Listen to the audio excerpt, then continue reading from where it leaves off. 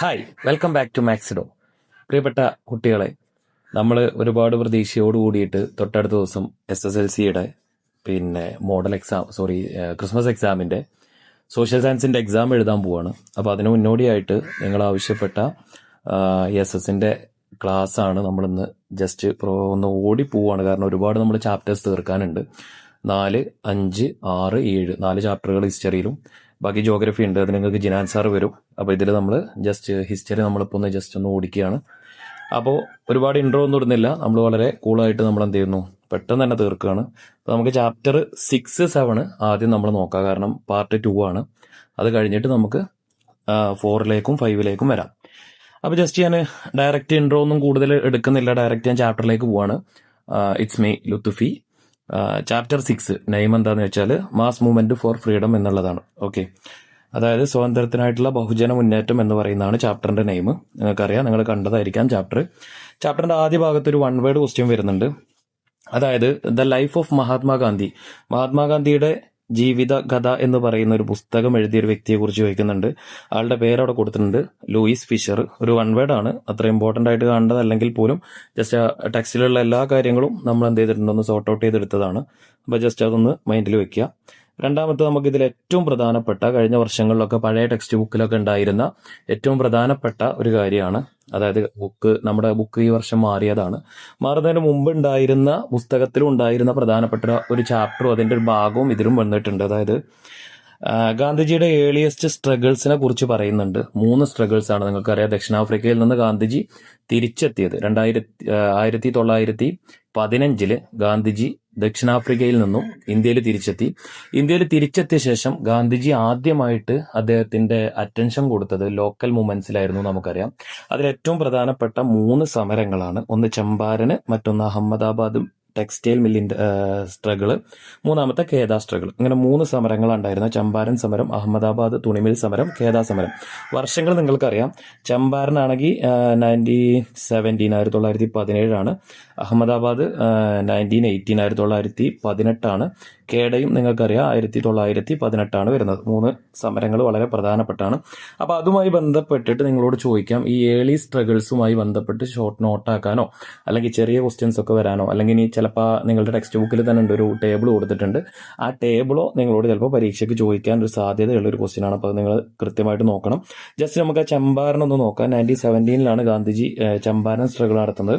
ഇനി ഇത് എന്തിന്റെ പേരിലായിരുന്നു, അല്ലെങ്കിൽ ഇതിന്റെ കോസ് എന്തായിരുന്നു, റീസൺ എന്തായിരുന്നു, കാരണം എന്തായിരുന്നു എന്ന് ചോദിച്ചാൽ, intervent in the issues faced by the indigo cultivators in Champaran district, ബീഹാറിലെ ചമ്പാരൻ ഡിസ്ട്രിക്റ്റിൽ ഉണ്ടായിരുന്ന ഇൻഡിഗോ കൾട്ടിവേറ്റേഴ്സ് അഥവാ നീലം കർഷകരുടെ പ്രശ്നങ്ങളെ കുറിച്ച് പഠിക്കാൻ വേണ്ടിയിട്ട്, അല്ലെങ്കിൽ അവരനുഭവിച്ചിരുന്ന പ്രശ്നങ്ങൾക്ക് എതിരെയായിരുന്നു ഗാന്ധിജി ഈ ഒരു സമരം മുന്നോട്ട് വെച്ചിട്ടുണ്ടായിരുന്നത്.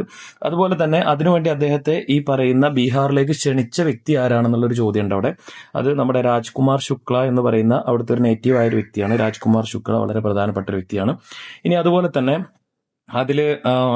അതിന്റെ തൊട്ട് താഴത്തായിട്ട് തന്നെ പറയുന്ന ഒരു കാര്യമാണ്, നമ്മുടെ യൂറോപ്യൻ പ്ലാന്റേഴ്സ് അഥവാ തോട്ടമുടമകൾ ഈ പറയുന്ന ഇൻഡിഗോ ഫാർമേഴ്സിനെ എങ്ങനെയായിരുന്നു എക്സ്പ്ലോയിറ്റ് ചെയ്തിരുന്നത്, അതായത് എക്സ്പ്ലോയിറ്റ് ചെയ്തിട്ടുണ്ടായിരുന്നു എന്ന് പറയപ്പെടുന്നുണ്ട്. അതുപോലെ തന്നെ ഇതിന്റെ ഭാഗമായിട്ട്, ഗാന്ധിജിയുടെ ഇന്റർവെൻഷന്റെ ഭാഗമായിട്ട് ബ്രിട്ടീഷ് ഗവൺമെന്റ് ഒരു കമ്മീഷൻ അപ്പോയിന്റ് ചെയ്യുകയും ആ കമ്മീഷനിൽ നമ്മുടെ ഗാന്ധിജി ഒരു മെമ്പർ ആവുകയും ചെയ്തു. അങ്ങനെ ഈ കമ്മീഷൻ എന്ത് ചെയ്തു, ഈ തൊഴിലാളികളുടെ ഗ്രീവൻസസ്, പ്രശ്നങ്ങളെ കുറിച്ച് പഠിക്കുകയും അതോടുകൂടിയിട്ട് ഈ പ്രോബ്ലം സോൾവ് ആവുകയും ചെയ്തു എന്നാണ് പറയുന്നത്. ഇതാണ് നമ്മുടെ ചമ്പാരൻ, വളരെ പ്രധാനപ്പെട്ടതാണ്. ഒന്നാമത്തെ സ്ട്രഗിൾ. രണ്ടാമത്തത് നമുക്കറിയാം, അഹമ്മദാബാദ് ടെക്സ്റ്റൈൽ മില്ല് സ്ട്രഗിൾ ആണ്, അല്ലെങ്കിൽ അഹമ്മദാബാദ് തുണിമിൽ സമരമാണ്. മലയാളംകാർക്ക് ഞാൻ ജസ്റ്റ് പറയുന്നുണ്ട്, നോട്ട് ഇംഗ്ലീഷിലാണ്. മലയാളംകാർക്ക് ജസ്റ്റ് ഇതിന്റെ കൂടെ ഞാൻ പറയുന്നുണ്ട്, അതുകൊണ്ട് ശ്രദ്ധിച്ചാൽ മതി. 1918 ആണ് ഈ സമരം നടന്ന വർഷം എന്ന് പറയുന്നത്. അപ്പോൾ ഈ ഗാന്ധിജി പാർട്ടിസിപ്പേറ്റ് ചെയ്ത രണ്ടാമത്തെ ലോക്കൽ മൂവ്മെന്റ് ആണ് അഹമ്മദാബാദ് ടെക്സ്റ്റൈൽ ഇൻഡസ്ട്രി അല്ലെങ്കിൽ ടെക്സ്റ്റൈൽ സ്ട്രഗിൾ എന്നറിയപ്പെടുന്നത്. ഇതില് പ്രധാനമായിട്ടും ഇതിന്റെ റീസൺ ഇവിടെ പറയുന്നുണ്ട്. എന്തായിരുന്നു? വെയ്ജ് ഹൈക്ക് ആയിരുന്നു. അതായത് കൂടുതൽ വേതനം കൂട്ടി നൽകണം എന്ന ആവശ്യവുമായിട്ട് നടന്ന സമരമാണ് ഇത്, അഹമ്മദാബാദ് ടെക്സ്റ്റൈൽ മിൽ സമരം. ഇനി ഇതിന്റെ ഭാഗമായിട്ട് എന്ത് സംഭവിച്ചു? Gandhiji went on fast, Gandhiji സത്യാഗ്രഹത്തിലേക്ക് കടക്കുകയും അതോടുകൂടിയിട്ട് ഈ പ്രശ്നം സോൾവ് ആവുകയും ചെയ്തു. അതാണ് അഹമ്മദാബാദ് ടെക്സ്റ്റൈൽ. ഈ ടെക്സ്റ്റ് ബുക്കിൽ നിങ്ങൾക്ക് സ്ട്രഗിൾസിൽ ഏറ്റവും കുറവ് പഠിക്കാനുള്ള ഒരു ടോപ്പിക് അതാണ്. മൂന്നാമത്തെ ടോപ്പിക്കാണ് കേദ. നിങ്ങൾക്കറിയാം, കേദ ഉള്ളത് ഗുജറാത്തിൽ തന്നെയാണ്. നേരത്തെ നമ്മൾ പറഞ്ഞ ചമ്പാരൻ എവിടെയാണെന്ന് ചോദിച്ചാൽ ബീഹാറിലാണ്. ഓക്കെ, ജസ്റ്റ് അതൊന്നുകൂടി നോക്കണം. ചമ്പാരൻ എന്ന് പറയുന്നത് കണ്ടോ ബീഹാറാണ്. ഇനി നേരെ മറിച്ച് ഇപ്പുറത്തേക്ക് വരുമ്പോൾ ബാക്കി 2 സമരങ്ങളും നടന്നത് അഹമ്മദാബാദ് നടന്നതും അതുപോലെ തന്നെ ഖേദ നടന്നതും എവിടെയാണ്? ഗുജറാത്തിലാണ്. അത് വളരെ പ്രധാനപ്പെട്ട ഒരു പോയിന്റാണ്. ഇനി അതുപോലെ തന്നെ എന്തിനു വേണ്ടിയിട്ടായിരുന്നു ഖേദയിലെ സ്ട്രഗിൾ നടന്നതെന്ന് ചോദിച്ചാൽ the cultivators of Kheda were unable to pay tax due to the natural calamities. അഥവാ എന്താണ്, ഇവിടെ ഉണ്ടായിരുന്ന കർഷകർക്ക് പ്രകൃതിക്ഷോഭം കൊണ്ട് അഥവാ പ്രകൃതിക്ഷോഭങ്ങൾ മൂലം അവരുടെ കൃഷി നശിച്ചു പോയപ്പോൾ അവർക്ക് എന്ത് ചെയ്യാൻ സാധിച്ചില്ല? ടാക്സ് പേ ചെയ്യാൻ സാധിച്ചില്ല. അതിന്റെ ഭാഗമായിട്ട് നടന്ന സമരമാണ്. അപ്പോൾ ടാക്സ് റെമിഷൻ ആയിരുന്നു ഇതിന്റെ ആവശ്യം എന്ന് പറയുന്നത്. അങ്ങനെ എന്ത് ചെയ്തു ഗാന്ധിജി? അവിടെയുള്ള ആളുകൾ എന്ത് ചെയ്തു? ഒരു സമരം, ഒരു മൂവ്മെന്റ് ലോഞ്ച് ചെയ്തു. എന്തിനു വേണ്ടിയിട്ടാന്ന് വെച്ചാൽ ടാക്സ് റെമിഷൻ എന്ന് വെച്ചാൽ നമ്മുടെ ടാക്സ് കുറച്ച് കിട്ടാൻ വേണ്ടിയിട്ട്, നികുതി കുറയ്ക്കാൻ വേണ്ടിയിട്ട്. അങ്ങനെ ഗാന്ധിജി ടൂർഡ് ദ വില്ലേജ്, ഗാന്ധിജി ആ വില്ലേജിലേക്ക് സന്ദർശിക്കുകയും അങ്ങനെ എൻകറേജ്ഡ് ദം, അവരെ എന്ത് ചെയ്യുകയും ചെയ്തു? എൻകറേജ് ചെയ്യുകയും പ്രോത്സാഹിപ്പിക്കുകയും ചെയ്തു. അങ്ങനെ അതിന്റെ ഭാഗമായിട്ട് ഗവൺമെന്റ് എന്ത് ചെയ്തു? ടാക്സ് റെമിഷൻ ഗ്രാന്റ് ചെയ്തു. അതാണ് നമ്മുടെ ഖേദയിൽ പറയുന്ന കാര്യം. അപ്പൊ അതോടെ തീർന്നു. ഇനി നമുക്ക് വരുന്നത് അടുത്ത ആ ചാപ്റ്ററിൽ കുറച്ച് പ്രധാനപ്പെട്ട ഒരു സംഭവമാണ് ഗാന്ധിജിയുടെ ഏളിയ സ്ട്രഗിൾ, ആദ്യകാല സമരങ്ങൾ എങ്ങനെയാണ്, അല്ലെങ്കിൽ അതിന്റെ റിസൾട്ടുകൾ എന്തൊക്കെയായിരുന്നു? ഗാന്ധിജി ഈ സമരങ്ങൾ നടത്തി കഴിഞ്ഞപ്പോൾ എന്തൊക്കെ മാറ്റമാണ് ഇന്ത്യയിൽ വന്നിട്ടുള്ളത്? അങ്ങനെ ഒരു ക്വസ്റ്റ്യൻ ചോദിക്കാം. അപ്പോൾ അവിടെ കൊടുത്തിട്ടുണ്ട് എന്താണ്, ഇന്ത്യയിലെ നമ്മുടെ ഇപ്പോൾ നമുക്കറിയാം രാഷ്ട്രപിതാവ് അല്ലെങ്കിൽ നമ്മുടെ ഒരു നാഷണൽ ഫാദർ ഓഫ് നാഷൻ ആയിട്ടാണ് നമ്മൾ ഗാന്ധിജിയെ കാണുന്നത്. ആ രീതിയിലേക്ക് ഗാന്ധിജി എന്താ പറയുക ഉയർന്നു വന്നത് ഈ ഒരു 3 സമരങ്ങൾക്ക് ശേഷമാണ്, ലോക്കൽ സ്ട്രഗിൾസിന് ശേഷമാണ്. ഇനി അതിന് മാത്രമല്ല, ഗാന്ധിജിയുടെ ഐഡിയോളജി അഥവാ സത്യാഗ്രഹ, നമുക്കറിയാം നോൺ വയലൻസിൽ അദ്ദേഹത്തിന്റെ ബേസ് ചെയ്തിട്ടുള്ള സത്യാഗ്രഹ എന്ന് പറയുന്ന സംവിധാനവും എന്ത് ചെയ്തിട്ടുണ്ട്? അതോട് കൂടിയിട്ട് ഹൈലൈറ്റ് ചെയ്യപ്പെട്ടിട്ടുണ്ട്. ഇത് രണ്ടുമാണ് ഈ ലോക്കൽ സ്ട്രഗിൾസിന്റെ റിസൾട്ട് എന്ന് പറയുന്നത്. ഇനി നമുക്ക് പ്രധാനപ്പെട്ട ഭാഗങ്ങളിലേക്ക് പോവാണ്. അടുത്തത് റൗലറ്റ് ആക്ട് ആണ്. നിങ്ങൾക്കൊക്കെ അറിയാം 1919 നമ്മുടെ ടെക്സ്റ്റ് ബുക്കിൽ ആദ്യ ഭാഗത്ത് വരുന്ന പ്രധാനപ്പെട്ട ഒരു സംഭവമാണ് ജാലിയൻ വാലാബാഗ്, റൗലറ്റ് ആക്ട് തുടങ്ങിയ കാര്യങ്ങളൊക്കെ. അപ്പോൾ ഈ റൗലറ്റ് ആക്ട് വന്നത് 1919 പഠിക്കാൻ എളുപ്പമുള്ള വർഷമാണ് 1919. ഓക്കെ, ഇനി നിങ്ങൾ നോക്കുക ഇതിലെന്താ സംഭവം എന്ന് വെച്ചാൽ, നിലവിൽ അന്നത്തെ കാലത്തെ ആളുകളുടെ ഫണ്ടമെന്റൽ റൈറ്റ്സിനെ അഥവാ മൗലിക അവകാശങ്ങളെ എന്ത് ചെയ്യുന്ന ഹനിക്കുന്ന ഒരു നിയമമായിരുന്നു ശരിക്കും എന്തെന്ന് പറയുന്നത് റൗലറ്റ് ആക്ട് എന്ന് പറയുന്നത്. ആസ് പെർ ദിസ് ആക്ട് അല്ലെങ്കിൽ അക്കോർഡിംഗ് ടു ദിസ് ലോ, ഈ ലോ പ്രകാരം എന്താണ്, anyone could be arrested without warrant and anyone could be jailed without trial. 2 കാര്യങ്ങളായിരുന്നു. ഏതൊരു വ്യക്തിയെയും വാറന്റ് കൂടാതെ അറസ്റ്റ് ചെയ്യാനും ഏതൊരു വ്യക്തിയെയും വിചാരണ കൂടാതെ ജയിലിലടക്കാനും ഉണ്ടായിരുന്ന ബ്രിട്ടീഷ് സർക്കാരിന്റെ ഒരു ലോയാണ് എന്ത്, റൗലറ്റ് ആക്ട് 1919. ഓക്കെ, പ്രധാനപ്പെട്ട ഒരു സംഭവമാണ്. ഇനി ഇതിന്റെ ഭാഗമായിട്ട് ഗാന്ധിജി ഒരു പ്രധാനപ്പെട്ട ഒരു ക്വസ്റ്റ്യൻ ഞാൻ ഇവിടെ പറഞ്ഞുതരാം. Which incident was described by Gandhiji as the most wonderful spectacle?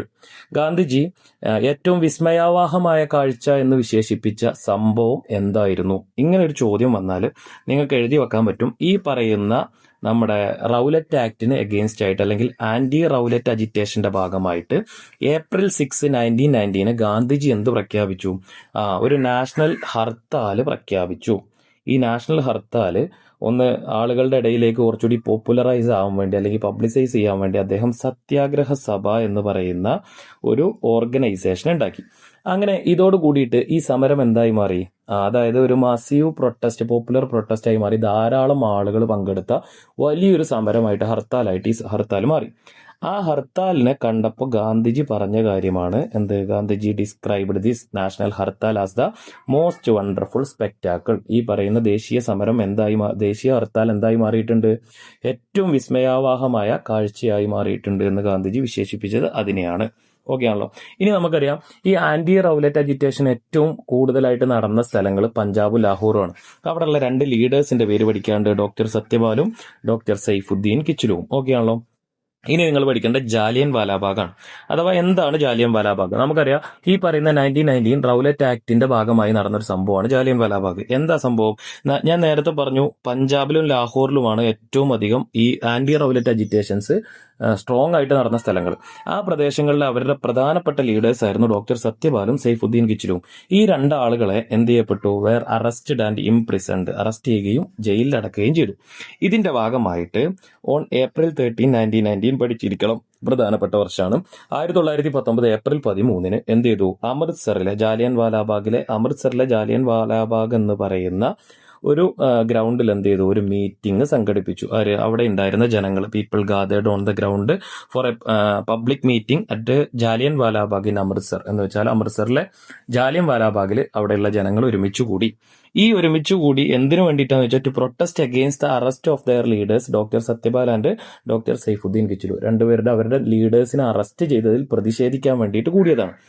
അവിടേക്ക് നമ്മുടെ അന്നത്തെ ബ്രിട്ടീഷ് ഓഫീസറായിരുന്ന ജനറൽ റെജിനാൾഡ് ഡയർ, ഞാനിതിൽ ഹൈലൈറ്റ് ചെയ്തിട്ടുണ്ട്, ഇദ്ദേഹം എന്ത് ചെയ്തു, ഒരു വിത്തൗട്ട് വാർണിംഗ് ഒന്നും ഇല്ലാതെ തന്നെ ഫയർ ചെയ്തു. ആർക്ക് അഗെയിൻസ്റ്റ് ആയിട്ട്?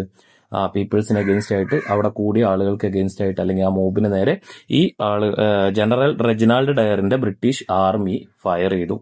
അങ്ങനെ 10 മിനിറ്റ് നീണ്ടു നിന്ന ഈ ഫയറിംഗിൽ 379 ആളുകൾ കൊല്ലപ്പെട്ടു. ഓക്കെ ആണല്ലോ. പക്ഷേ ശരിക്ക് ആക്ച്വൽ കാഷ്വാലിറ്റി എന്ന് പറയുന്നത് ശരിക്ക് 1000 മോറാണ്. അങ്ങനെ അതും കൂടി ഓർത്തിരിക്കണം. കാരണം 379 എന്ന് പറയുന്നത് ഗവൺമെന്റ് എന്താണ്, അന്നത്തെ കാലത്ത് ഗവൺമെന്റ് പറഞ്ഞ കണക്ക് മാത്രമാണ്, ഒരിക്കലും ഒഫീഷ്യൽ കണക്കല്ല. ശരിക്ക് നമ്മൾ പറയുകയാണെങ്കിൽ 1000-ന് പുറമെ ആളുകൾ എന്ത് ചെയ്യപ്പെട്ടിട്ടുണ്ട്, ഈ സംഭവത്തിന്റെ ഭാഗമായിട്ട് മരണപ്പെട്ടിട്ടുണ്ട്. ഇനി നമുക്ക് ഈ ചാപ്റ്ററിലെ, അതായത് ഈ 6ാമത്തെ ചാപ്റ്ററിലെ ഏറ്റവും പ്രധാനപ്പെട്ട, അല്ലെങ്കിൽ നമ്മുടെ ഫ്രീഡം മൂവ്മെന്റുമായി ബന്ധപ്പെട്ട ഏറ്റവും പ്രധാനപ്പെട്ട ഒരു സംഭവമാണിത്, നോൺ കോപ്പറേഷൻ എന്ന് പറയുന്നത്, അഥവാ നിസ്സഹകരണ സമരം. നമുക്കറിയാം എന്താ നിസ്സഹകരണം കൊണ്ട് ഉദ്ദേശിക്കുന്നത്. നമ്മുടെ നാട്ടിൽ ബ്രിട്ടീഷുകാർ വന്നിട്ട് ഇവിടെ ഉണ്ടായിരുന്ന നമ്മുടെ ആളുകളെയൊക്കെ ചൂഷണം ചെയ്യാൻ തുടങ്ങിയ സമയത്ത് നമ്മുടെ ഗാന്ധിജി എന്ത് ചെയ്തു, അതിന് അഗെയിൻസ്റ്റ് ആയിട്ട് ബ്രിട്ടീഷുകാർക്കെതിരെ സമരം ചെയ്യാൻ വേണ്ടി കണ്ടെത്തിയ ഒരു മാർഗം, അല്ലെങ്കിൽ അദ്ദേഹത്തിന്റെ ഒരു സമരമുറയായിരുന്നു ഈ പറയുന്ന നോൺ കോപ്പറേഷൻ അഥവാ നിസ്സഹകരണ സമരം എന്നുകൊണ്ട് ഉദ്ദേശിക്കുന്നത്. ഇനി ഈ നിസ്സഹകരണ സമരം കൊണ്ട് പ്രധാനമായിട്ടും നമുക്ക് ഈ പറയുന്ന 6 പോയിന്റുകൾ നിങ്ങളുടെ മൈൻഡിൽ ഉണ്ടായിരിക്കണം. എന്താണ്? അന്നത്തെ ഗാന്ധിജി ജനങ്ങളോട് പറഞ്ഞ കാര്യം എന്താ? Returning titles of honours granted by the British government. British government നൽകിയ പദവികളും അതുപോലെ എന്താ ബഹുമതികളൊക്കെ തിരികെ നൽകണം. അതുപോലെ resigning from government jobs, advocates boycott British court, student boycott British run schools, boycott foreign goods, അതുപോലെ ബോയ്ക്കോട്ട് ലെജിസ്ലേറ്റീവ് അസംബ്ലീസ് തുടങ്ങിയ കാര്യങ്ങൾ. അതായത് ഇതൊക്കെ ബോയ്ക്കോട്ടാണ് വരുന്നത്. എന്താ സംഭവം എന്ന് വെച്ചാൽ ഇതൊക്കെ ബഹിഷ്കരിക്കാനാണ് പറയുന്നത്. അഥവാ ബ്രിട്ടീഷുകാർ നടത്തുന്ന സംഭവങ്ങളിൽ നിന്നൊക്കെ നമ്മൾ മാറി നിൽക്കുക, അതാണ് ബഹിഷ്കരണം കൊണ്ട് ഉദ്ദേശിക്കുന്നത്. അപ്പൊ അതാണ് നോൺ കോപ്പറേഷന്റെ മെയിൻ ആയിട്ടുള്ള കാര്യങ്ങൾ. ഇനിയോ ഈ കാലഘട്ടത്തിൽ നിങ്ങളോട് ഇങ്ങനെ കഴിഞ്ഞ ഈ ടെക്സ്റ്റ് ബുക്ക് മാറുന്നതിന് മുമ്പത്തെ എക്സാമിന് ചോദിച്ചിട്ടുണ്ടായിരുന്ന ഒരു ചോദ്യമാണ്, സെയിം ചാപ്റ്റർ ബേസ് ചെയ്ത് ചോദിച്ച ചോദ്യമാണ്, what are the key programmes during the non cooperation movement. അതായത് അന്ന് ക്രിയേറ്റീവ് പ്രോഗ്രാം എന്നാ ചോദിച്ചിട്ടുണ്ടായിരുന്നത്, പക്ഷെ നമുക്കിവിടെ കീ പ്രോഗ്രാം എന്നാക്കിയിട്ടുണ്ട്. നോക്കുക, ജസ്റ്റ് ഇതിൽ നമ്മുടെ ആ ടെക്സ്റ്റ് ബുക്കിൽ നിങ്ങളുടെ ആ ഭാഗം കഴിഞ്ഞ ഉടനെ തന്നെ വരുന്ന പ്രധാനപ്പെട്ട ഒരു 4 പോയിന്റ് പറയുന്നുണ്ട്. എന്താ സംഭവം? സ്ട്രെങ്തനിങ് ദ സോഷ്യൽ ഹാർമണി, അഥവാ സാമുദായിക സൗഹാർദ്ദം നിലനിർത്തുക അല്ലെങ്കിൽ ശക്തിപ്പെടുത്തുക. അതുപോലെ promoting the use of national product, നമ്മുടെ ദേശീയ ഉൽപ്പന്നങ്ങൾ, നമ്മളിപ്പോൾ പറഞ്ഞ എല്ലാ സാധനങ്ങളും ബോയ്ക്കോട്ട് ചെയ്യാനാണ്, ബഹിഷ്കരിക്കാനാണ്. പക്ഷെ ഇവിടെ പറയുന്നത് എന്താ? നാഷണൽ പ്രൊഡക്റ്റ് ഉപയോഗിക്കാനാണ് പറയുന്നത്. അപ്പോൾ നാഷണൽ പ്രൊഡക്റ്റുകളെ അഥവാ ദേശീയ ഉൽപ്പന്നങ്ങളെ പ്രൊമോട്ട് ചെയ്യണം, അതായത് കൂടുതലായിട്ട് ആളുകളിലേക്ക് എത്തിക്കണം. പിന്നെ പോപ്പുലറൈസിങ് ഖാദി വസ്ത്രം ധരിക്കുക, എല്ലാവരും ഖാദി ഉപയോഗിക്കുക. അതുപോലെ തന്നെ നാഷണൽ സ്കൂൾസ് എസ്റ്റാബ്ലിഷ് ചെയ്യുക, അതും ഇതിലെ ഈ കാലഘട്ടത്തിൽ ഉണ്ടായിരുന്ന പ്രധാനപ്പെട്ട ഒരു പ്രോഗ്രാം ആയിരുന്നു. ആ കാലഘട്ടത്തിൽ ഉണ്ടായ നാഷണൽ സ്കൂൾസിന്റെ പേരൊക്കെ നമുക്ക് താഴത്ത് പഠിക്കാനുണ്ട്. കാശി വിദ്യാപീഠ്, ഗുജറാത്ത് വിദ്യാപീഠ്, ജാമിയ മില്ലിയ ഇസ്ലാമിയ എന്നൊക്കെ പറഞ്ഞിട്ട് 2-3 ഇൻസ്റ്റിറ്റ്യൂഷന്റെ പേരുകൾ പറയുന്നുണ്ട്. ഇനി അത് തന്നെ, അത് കഴിഞ്ഞ ഉടനെ ടെക്സ്റ്റ് ബുക്കിൽ ഏറ്റവും പ്രധാനപ്പെട്ട ഒരു ഭാഗം തന്നെയാണ് prepare a note on the participation of various section of society in non cooperation. സമൂഹത്തിന്റെ വിവിധ തട്ടിലുള്ള ആളുകൾ എങ്ങനെയാണ് ഈ നോൺ കോപ്പറേഷനോട് സഹകരിച്ചത് എന്നൊരു ചോദ്യം ചോദിച്ചു കഴിഞ്ഞാൽ ചിലപ്പോൾ ഇതൊക്കെ ചെറിയ 2 മാർക്കിന്റെ 3 മാർക്കിന്റെ ചോദ്യങ്ങളിലൊക്കെ വരാൻ സാധ്യതയുള്ള, അല്ലെങ്കിൽ അതിന്റെ ഏറ്റവും ഷോർട്ടായിട്ടുള്ള നോട്ട് എഴുതാനൊക്കെ വരാൻ സാധ്യതയുള്ള ഭാഗങ്ങളാണ്. അതിൽ നമ്മൾ പ്രധാനമായും പഠിക്കേണ്ട workers, students, tribal peoples, peasants, അതുപോലെ വുമൻസ്, ഇവരൊക്കെ എന്ത് ചെയ്തിട്ടുണ്ട്? ഈ സമരവുമായി ബന്ധപ്പെട്ട് ഈ സമരത്തിൽ ഇൻവോൾവ് ആയിട്ടുണ്ട് എന്നുള്ള കാര്യം നമ്മൾ ഓർത്തിരിക്കുക. അതായത് ഈ സമരം വിജയിപ്പിക്കാൻ വേണ്ടിയിട്ട് മാക്സിമം എഫേർട്ട് എടുത്ത ആളുകളാണ് ഇതൊക്കെ. വർക്കേഴ്സ് കൊടുത്തിട്ടുണ്ട്. ബക്കിംഗ്ഹാം കർണാട്ടിക് മില്ല്, മദ്രാസിലുണ്ടായിരുന്ന, അതുപോലെ പ്ലാന്റേഷൻ ലേബേഴ്സ് ഇൻ അസമിലെ പ്ലാന്റേഷൻ തൊഴിലാളികൾ, and workers of Assam Bengal റെയിൽവേയിൽ ഉണ്ടായിരുന്ന ഉദ്യോഗസ്ഥർ, ഇവരൊക്കെ എന്ത് ചെയ്തിട്ടുണ്ട്? അവരുടെ വർക്കിനെ സ്ട്രക്ക് ചെയ്തുകൊണ്ട്, അല്ലെങ്കിൽ അവരുടെ പണി മുടക്കിക്കൊണ്ട്, അല്ലെങ്കിൽ ജോലി ഒഴിവാക്കിക്കൊണ്ട് ഇതിനോട് സഹകരിച്ചു. അതുപോലെ തന്നെ സ്റ്റുഡൻസ് ഒക്കെ എന്ത് ചെയ്തു? നമ്മുടെ ഇവിടെ ഉണ്ടായിരുന്ന ബ്രിട്ടീഷ് റൺ സ്കൂൾസും കോളേജും ഒക്കെ കിറ്റ് ചെയ്തു. എന്നിട്ട് അവരെന്ത് ചെയ്തു? നാഷണൽ സ്കൂൾസിൽ അല്ലെങ്കിൽ നാഷണൽ ഇൻസ്റ്റിറ്റ്യൂഷൻസിൽ അവരുടെ സ്റ്റഡീസ് കണ്ടിന്യൂ ചെയ്തു. അതിൽ പ്രധാനപ്പെട്ട ഇൻസ്റ്റിറ്റ്യൂഷനാണ് കാശി വിദ്യാപീഠ് ഇൻ ബനാറസ്, ഗുജറാത്ത് വിദ്യാപീഠ്, ജാമിയ മില്ലിയ ഇസ്ലാമിയ ഇൻ അലിഗർ. ഇത്രയും കാര്യങ്ങളും കൂടി അവിടെ പഠിക്കണം. പിന്നെ ട്രൈബൽ പീപ്പിൾസ്, നമുക്കറിയാം ട്രൈബൽസ് സാധാരണ ജീവിക്കുന്നത് നമ്മുടെ ഫോറസ്റ്റ് പ്രൊഡ്യൂസേഴ്സ് അത് കളക്ട് ചെയ്തുകൊണ്ട് അത് സെയിൽ ചെയ്തുകൊണ്ടൊക്കെയാണ് അവർ ജീവിക്കുക. അപ്പൊ അന്നത്തെ കാലത്ത് ബ്രിട്ടീഷ് സർക്കാർ എന്ത് ചെയ്തു, ധാരാളം ഫോറസ്റ്റ് ലോസ് ഇംപ്ലിമെന്റ് ചെയ്തു. ഈ ഫോറസ്റ്റ് ലോസ് എന്ത് ചെയ്തിരുന്നു, ഈ ആളുകൾക്ക് ഫോറസ്റ്റിനകത്ത് കയറുന്നത് റെസ്ട്രിക്ട് ചെയ്യപ്പെട്ടിരുന്നു. അപ്പൊ അതിന് അഗേൻസ്റ്റ് ആയിട്ട് അവർ ഫോറസ്റ്റിൽ കയറുകയും ഫോറസ്റ്റ് പ്രൊഡ്യൂസേഴ്സ് കളക്ട് ചെയ്യുകയും ഒക്കെ ചെയ്തു. അങ്ങനെയാണ് അവർ അതിനോട് സഹകരിച്ചത്. പിന്നെ പെസൻസിൽ ഏറ്റവും പ്രധാനപ്പെട്ട എന്താ വെച്ചാൽ ജവഹർലാൽ നെഹ്റുവിന്റെ അണ്ടറിൽ എന്ത് ചെയ്തു, അവധ് കിസാൻ സഭ എന്ന് പറഞ്ഞൊരു സഭ ഫോം ചെയ്തു. പിന്നെ ആ കാലഘട്ടത്തിൽ ബംഗാളിലെ പെസൻസ് എന്ത് ചെയ്തു, ജൂട്ട് കൾട്ടിവേറ്റ് ചെയ്യാതെ അതിന് പകരമായിട്ട് ഇൻസ്റ്റെഡ് ഓഫ് ജൂട്ട് എന്താണ്, they choose grow rice and cotton. അവരെന്ത് ചെയ്തു, ധാന്യങ്ങളും അതുപോലെ തന്നെ പരുത്തിയും കൃഷി ചെയ്തു. എന്തിനു പകരമായിട്ട് എന്നാ പറഞ്ഞത്, ഇൻസ്റ്റെഡ് ഓഫ് ജൂട്ടിന് പകരമായിട്ട്. അപ്പോൾ എന്താണ് ഈ ജൂട്ട് എന്ന് പറഞ്ഞു കഴിഞ്ഞാൽ നമുക്കറിയാം ചണം എന്തിനാണ്, നമ്മൾ കടയിലൊക്കെ പോകുന്ന സമയത്ത് നമ്മൾ പേപ്പറിലൊക്കെ സാധനങ്ങൾ പൊതിഞ്ഞു വരുമ്പോൾ പേപ്പറിനെ കവർ ചെയ്തുകൊണ്ട് കെട്ടുന്ന ഒരു കയറുണ്ട്. ആ കയറാണ് ജൂട്ട്. ഓക്കെ, ചണം. അപ്പോൾ ഈ ജൂട്ട് കൾട്ടിവേറ്റ് ചെയ്യുന്നതിന് പകരമായിട്ട് അവരെന്ത് കൾട്ടിവേറ്റ് ചെയ്തു എന്നാ പറഞ്ഞത്, അവര് പിന്നെ നമ്മുടെ കോട്ടനും റൈസും കൾട്ടിവേറ്റ് ചെയ്തു. അപ്പൊ അതിന്റെ റീസൺ ഒക്കെ നമുക്ക് പഠിക്കാനുണ്ട്, നമുക്ക് തൊട്ടടുത്ത പോയിന്റിൽ പഠിക്കാം. ഇനി വുമൺസ് എങ്ങനെയാന്ന് വെച്ചാൽ നിങ്ങൾ നോക്കുക, boycott foreign goods and collecting and burn foreign clothes. സ്ത്രീകളൊക്കെ എന്ത് ചെയ്തു, അവര് വിദേശ വസ്ത്രങ്ങൾ കൂട്ടിയിട്ട് കത്തിച്ചു, അതുപോലെ തന്നെ വിദേശ ഉൽപ്പന്നങ്ങളൊക്കെ ബോയ്ക്കോട്ട് ചെയ്യുകയും ചെയ്തു. ഇതാണ് പ്രധാനമായിട്ടും നമ്മൾ ഈ ഭാഗത്ത് പഠിച്ച, അല്ലെങ്കിൽ ആരൊക്കെ ഇതിനോട് സപ്പോർട്ട് ചെയ്തതെന്ന് ചോദിച്ചാൽ വർക്കേഴ്സ്, സ്റ്റുഡൻസ്, ട്രൈബൽസ്, അതുപോലെ തന്നെ പെസൻസ്, വുമൺസ്. ഇത്രയും ആളുകൾ എന്ത് ചെയ്തിട്ടുണ്ട്, ഇതുമായിട്ട് സഹകരിച്ചിട്ടുണ്ട് എന്ന് ഓർത്തിരിക്കുക. ഇനി നിങ്ങൾ നോക്കുക, അടുത്ത ഏറ്റവും പ്രധാനപ്പെട്ട ഞാൻ നേരത്തെ പറഞ്ഞ കാര്യം എന്ത്, ബംഗാളിലെ കർഷകർ നമ്മൾ പറഞ്ഞു കോട്ടന് അതുപോലെ തന്നെ റൈസും കൾട്ടിവേറ്റ് ചെയ്തു. എന്തിനു പകരമായിട്ട്, ഇൻസ്റ്റെഡ് ഓഫ് ജൂട്ടിന് പകരമായിട്ട്.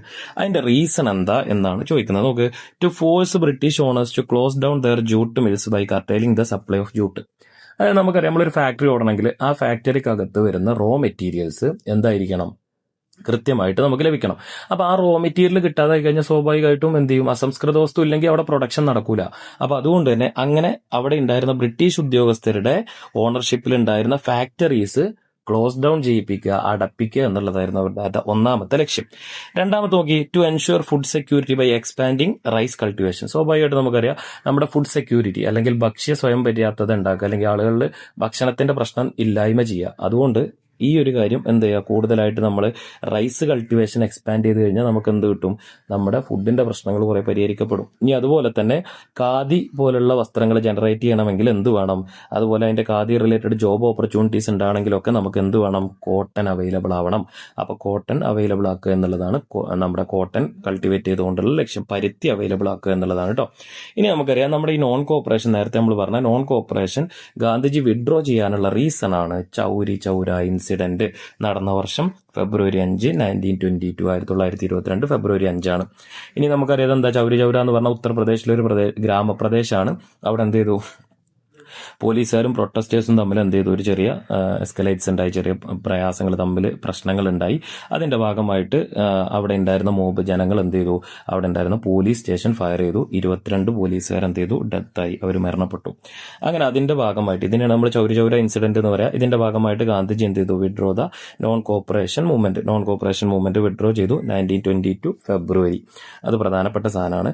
ഇനി അതുപോലെ തന്നെ നിങ്ങൾ പഠിക്കേണ്ട ഒരു കാര്യമാണ് ഈ സംഭവം, അതായത് ഗാന്ധിജി എന്തുകൊണ്ടാണ് ചൗരി ചൗര സംഭവം നടന്നപ്പോൾ ഈ നോൺ കോപ്പറേഷൻ വിഡ്രോ ചെയ്തതെന്ന് ചോദിച്ചാൽ, the agitation violated the principles of non violence. നമുക്കറിയാം, ഗാന്ധിജിയുടെ സമരങ്ങൾ എപ്പോഴും എന്തിലധിഷ്ഠിതമായിട്ടാണ്, സത്യാഗ്രഹം അല്ലെങ്കിൽ അഹിംസയിൽ അധിഷ്ഠിതമായിട്ടാണ്, അഥവാ നോൺ വയലൻസിൽ അധിഷ്ഠിതമായിട്ടാണ്.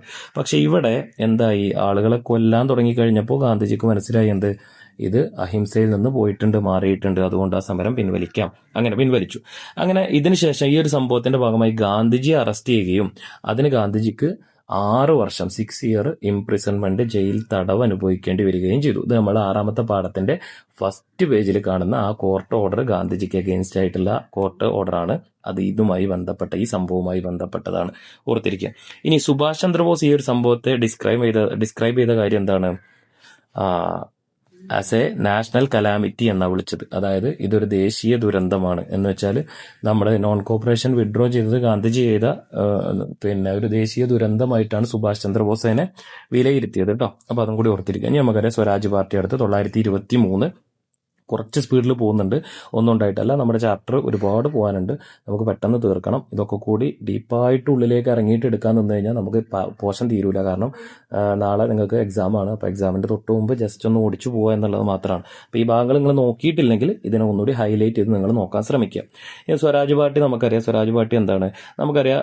നോൺ കോപ്പറേഷൻ നടക്കുന്ന സമയത്ത് നമ്മൾ പറഞ്ഞിട്ടുണ്ട് ഇലക്ഷന് പാർട്ടിസിപ്പേറ്റ് ചെയ്യാൻ പാടില്ല, ലെജിസ്ലേറ്റീവ് അസംബ്ലി ഒക്കെ ബോയ്ക്കോട്ട് ചെയ്യണം നമ്മൾ പഠിച്ചിട്ടുണ്ട്. പക്ഷെ ഇവിടെ കുറച്ച് മാറ്റം വന്നു. അതിൽ ചില ലീഡേഴ്സ് ആരാ, CR ദാസും മോത്തിലാൽ നെഹ്റുവും, ഇവർ രണ്ടുപേരും എന്ത് ചെയ്തു, ഈ പറയുന്ന സ്ട്രാറ്റജിയോട് ഒപ്പോസ് ചെയ്തു. അഥവാ ലെജിസ്ലേറ്റീവ് അസംബ്ലിയിൽ പോകാതിരുന്നതുകൊണ്ട് നമുക്ക് പ്രത്യേകിച്ച് കാര്യമൊന്നുമില്ല. അപ്പോൾ നമ്മൾ നിയമനിർമ്മാണ സഭകളിൽ ആക്റ്റീവായി പങ്കെടുക്കണമെന്ന് അവർ അഭിപ്രായപ്പെട്ടു.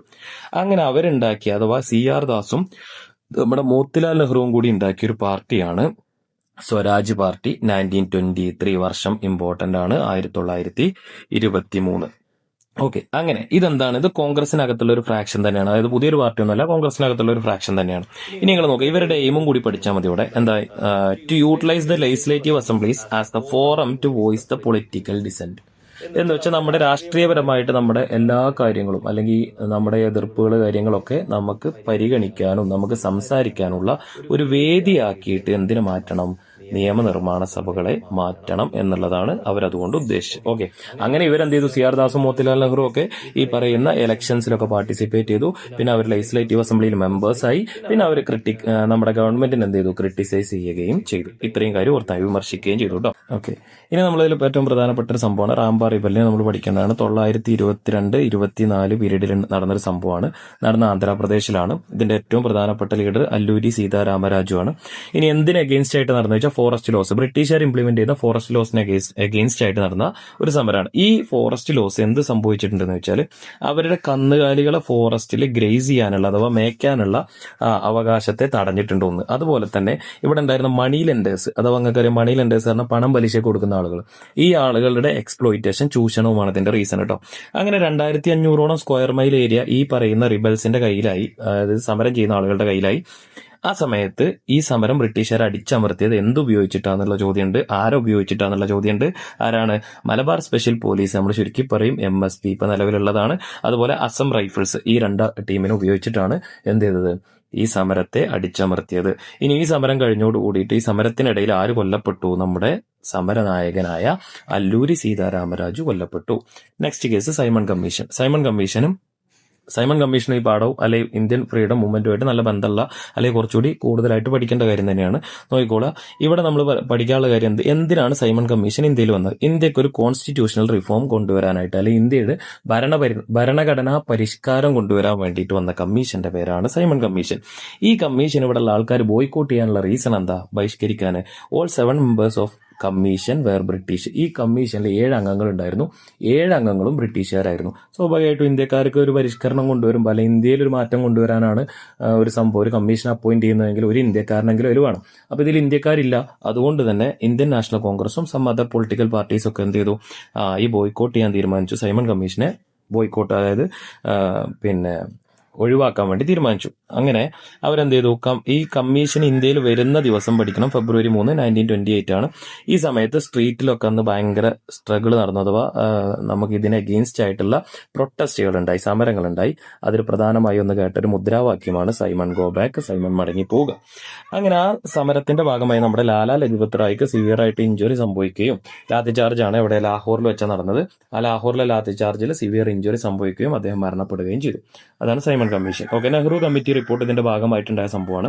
അങ്ങനെ ഈ ഒരു സംഭവം ഉണ്ടായി കഴിഞ്ഞപ്പോൾ ബ്രിട്ടീഷുകാർ പറഞ്ഞു, ഇന്ത്യക്കാരെ സംബന്ധിച്ച് എന്തില്ല, ഇന്ത്യക്കാർക്ക് ഒരു കൃത്യമായ കോൺസ്റ്റിറ്റ്യൂഷൻ റിഫോർമേഷൻ അല്ലെങ്കിൽ ഭരണഘടനാ പരിഷ്കാരം ഉണ്ടാക്കാനൊന്നും സാധ്യമല്ല എന്ന് പറഞ്ഞുകൊണ്ട് അവർ കളിയാക്കി.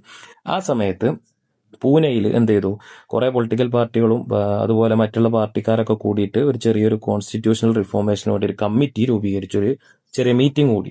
ആ മീറ്റിംഗിൽ നമ്മുടെ മോത്തിലാൽ നെഹ്റുവിന്റെ അണ്ടറിൽ ഒരു കമ്മിറ്റി ഉണ്ടായി. ആ കമ്മിറ്റി കൊണ്ടുവന്ന റിപ്പോർട്ടിന് അറിയപ്പെടുന്ന പേരാണ് നെഹ്റു കമ്മിറ്റി റിപ്പോർട്ട്. ഓക്കെ ആണല്ലോ. ഇനി അതുപോലെ ബർദോളിയാണ് 1928 നടന്ന സമരമാണ് ബർദോളി.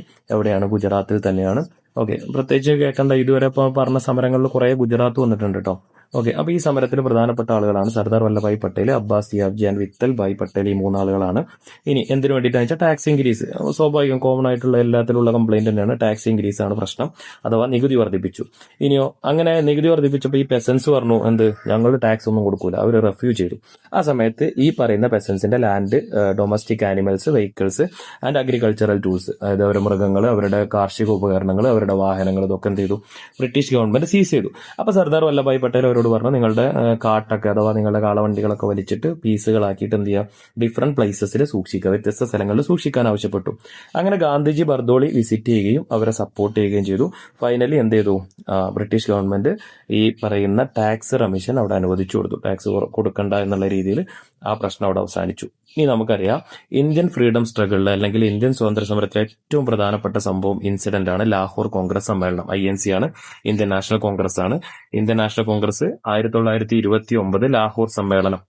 ഈ സമ്മേളനത്തിന്റെ അധ്യക്ഷനായിരുന്നു, ചെയർമാനായിരുന്നു ജവഹർലാൽ നെഹ്റു. ഇതില് 3 പ്രധാനപ്പെട്ട കാര്യങ്ങൾ ഉണ്ടായിരുന്നു. ഒന്നാമത്തെ എന്താ വെച്ചാൽ, കോൺഗ്രസ് ആദ്യമായിട്ട് ഇന്ത്യക്ക് കംപ്ലീറ്റ് ഫ്രീഡം വേണമെന്ന് ഡിമാൻഡ് ചെയ്തത് ഈ സമരത്തിന്റെ ഭാഗമായിട്ടാണ്, അല്ലെങ്കിൽ ഈ ഒരു INC സമ്മേളനത്തിലാണ്. അതുപോലെ തന്നെ ഗാന്ധിജി എന്ത് ചെയ്തു, ഒരു റെസ്പോൺസിബിലിറ്റി ഏൽപ്പിച്ചു, ഒരു മാസ് മൂവ്മെന്റ് സ്റ്റാർട്ട് ചെയ്യാൻ വേണ്ടിയിട്ട്. എന്തിനാ, ടു അച്ചീവ് ഗോൾ. എന്ത് ഗോളാണ്, നമ്മുടെ ഇൻഡിപെൻഡൻസ് എന്ന് പറയുന്ന സ്വാതന്ത്ര്യം എന്ന് പറയുന്ന ലക്ഷ്യം നേടുക എന്നുള്ളത്. ഇനിയോ, ഇന്ത്യ ഇപ്പോൾ കാണുന്ന ട്രൈ കളർ ഫ്ലാഗ് അഡോപ്റ്റ് ചെയ്തത് ഈ ഒരു സമയത്ത് 1929 കേട്ടോ.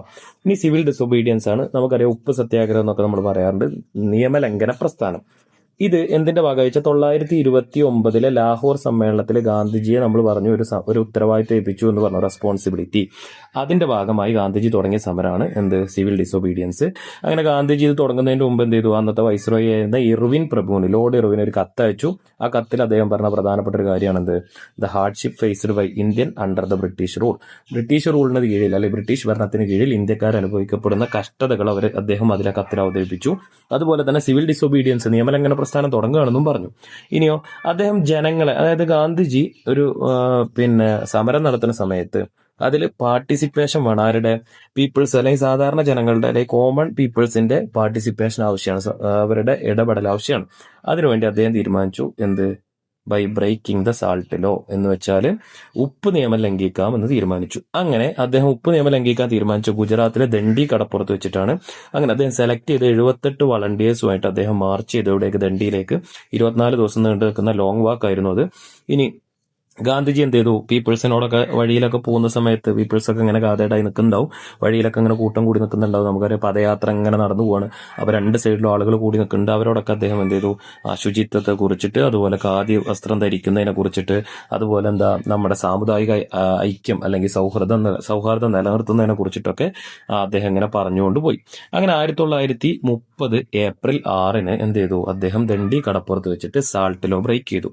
അങ്ങനെ അദ്ദേഹം അവിടെ നിന്ന് ആളുകൾക്ക് ഒരു പാംലെറ്റ് ഒക്കെ എന്ത് ചെയ്തു, ഡിസ്ട്രിബ്യൂട്ട് ചെയ്തു. അതിൽ എങ്ങനെയാണ് ഹൗ ടു പ്രിപ്പയർഡ് സാൾട്ട്, എങ്ങനെയാണ് ഉപ്പ് നിർമ്മിക്കുക എന്നുള്ള കാര്യം എഴുതിയിട്ടുണ്ടായിരുന്നു. ഓക്കെ, ഇനി നമുക്ക് അതേപോലെ തന്നെ ഈ സാൾട്ട് സത്യാഗ്രഹത്തിന്റെ ഭാഗമായി ഏറ്റവും സ്ട്രോങ് ആയിട്ട് അജിറ്റേഷൻ നടന്നത് എവിടെയാണെന്ന് വെച്ചാൽ നോർത്ത് വെസ്റ്റേൺ ഇന്ത്യയിലാണ്, അഥവാ വടക്ക് പടിഞ്ഞാറൻ ഇന്ത്യയിലാണ്. അവിടെ ഏറ്റവും പ്രധാനപ്പെട്ട ഒരു വ്യക്തിയാണ് ഖാൻ അബ്ദുൽ ഗാഫർ ഖാൻ. ഇദ്ദേഹത്തെ അറിയപ്പെട്ടിരുന്ന പേരാണ് ഫ്രണ്ടിയർ ഗാന്ധി, എന്ന് വെച്ചാൽ അതിർത്തി ഗാന്ധി എന്നറിയപ്പെട്ടു.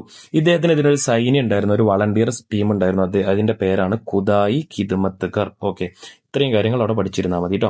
ഇനി നോക്കിക്കോളൂ നിങ്ങൾ, സിവിൽ ഡിസൊബീഡിയൻ മൂവ്മെന്റിന്റെ ഭാഗമായിട്ട് നേരത്തെ നമ്മൾ നോൺ കോപ്പറേഷന്റെ ഭാഗമായിട്ട് പഠിച്ച അതുപോലെ തന്നെ സിവിൽ ഡിസൊബീഡിയൻസിൽ ആരൊക്കെ ഹെൽപ്പ് ചെയ്തിട്ടുണ്ട്, പെസൻസ് ഉണ്ട്, ലേബേഴ്സ് ഉണ്ട്, ട്രൈബൽ പീപ്പിൾസ് ഉണ്ട്, വുമൻസ് ഉണ്ട്, ട്രേഡേഴ്സ് ആൻഡ് ഇൻഡസ്ട്രിയലിസ്റ്റുകൾ ഉണ്ട്. ഇത്രയും കാര്യങ്ങളും കൂടി നിങ്ങൾ അവിടെ എന്ത് ചെയ്താൽ മതി, ജസ്റ്റ് ഒന്ന് നോക്കി പോയാൽ മതി. അത് നോക്കിയിട്ടേ പോകാവൂ, ഇമ്പോർട്ടന്റ് ആണ്. ഇനി നമുക്കറിയാം 1930 റൗണ്ട് ടേബിൾ കോൺഫറൻസ് അഥവാ വട്ടമേശ സമ്മേളനങ്ങൾ. വട്ടമേശ സമ്മേളനങ്ങളാണ്. ഈ വട്ടമേശ സമ്മേളനങ്ങൾ നടന്നത് ഡൽഹിയിൽ വെച്ചിട്ടാണ്. ഇത് എന്തിനു വേണ്ടി വെച്ചാൽ അന്നത്തെ കാലത്ത് നടന്നിരുന്ന ഈ സിവിൽ ഡിസൊബീഡിയൻ മൂവ്മെന്റിനെ ഒന്ന് സസ്പെൻഡ് ചെയ്യുക, തൽക്കാലം നിർത്തിവെക്കുക. അതിനു വേണ്ടിയിട്ട് ബ്രിട്ടീഷ് സർക്കാർ ഇംപ്ലിമെന്റ് ചെയ്ത ഒരു സംഭവമാണ് ഈ പറയുന്ന റൗണ്ട് ടേബിൾ കോൺഫറൻസ് എന്ന് പറയുന്നത്. അങ്ങനെ ഇതിൽ ഫസ്റ്റ് റൗണ്ട് ടേബിൾ കോൺഫറൻസ് എന്ത് ചെയ്തു, 1930 നടന്നു. പക്ഷെ കോൺഗ്രസ് എന്ത് ചെയ്തു, ഇതിനെ ബോയ്ക്കോട്ട് ചെയ്തു. അപ്പൊ രണ്ടാമത്തെ സമ്മേളനം നടക്കുമ്പോൾ കോൺഗ്രസിന്റെ ഒരു റെപ്രസെന്റേറ്റീവിനെ ഇതിൽ പങ്കെടുപ്പിക്കാൻ വേണ്ടിയിട്ടാണ് എന്ത് ചെയ്ത്, അവരൊരു പാക്ട്, ഒരു ഉടമ്പടി കൊണ്ടുവന്നു. അതാണ് ഗാന്ധി ഇർവിൻ പാക്ട്. ഇമ്പോർട്ടന്റ് ആണ്. ഗാന്ധി ഇർവിൻ പാക്ട് എന്താ നമ്മളിവിടെ പറയാം, എന്താണ്, ഇവിടെ കൊടുത്തിട്ടുണ്ട്.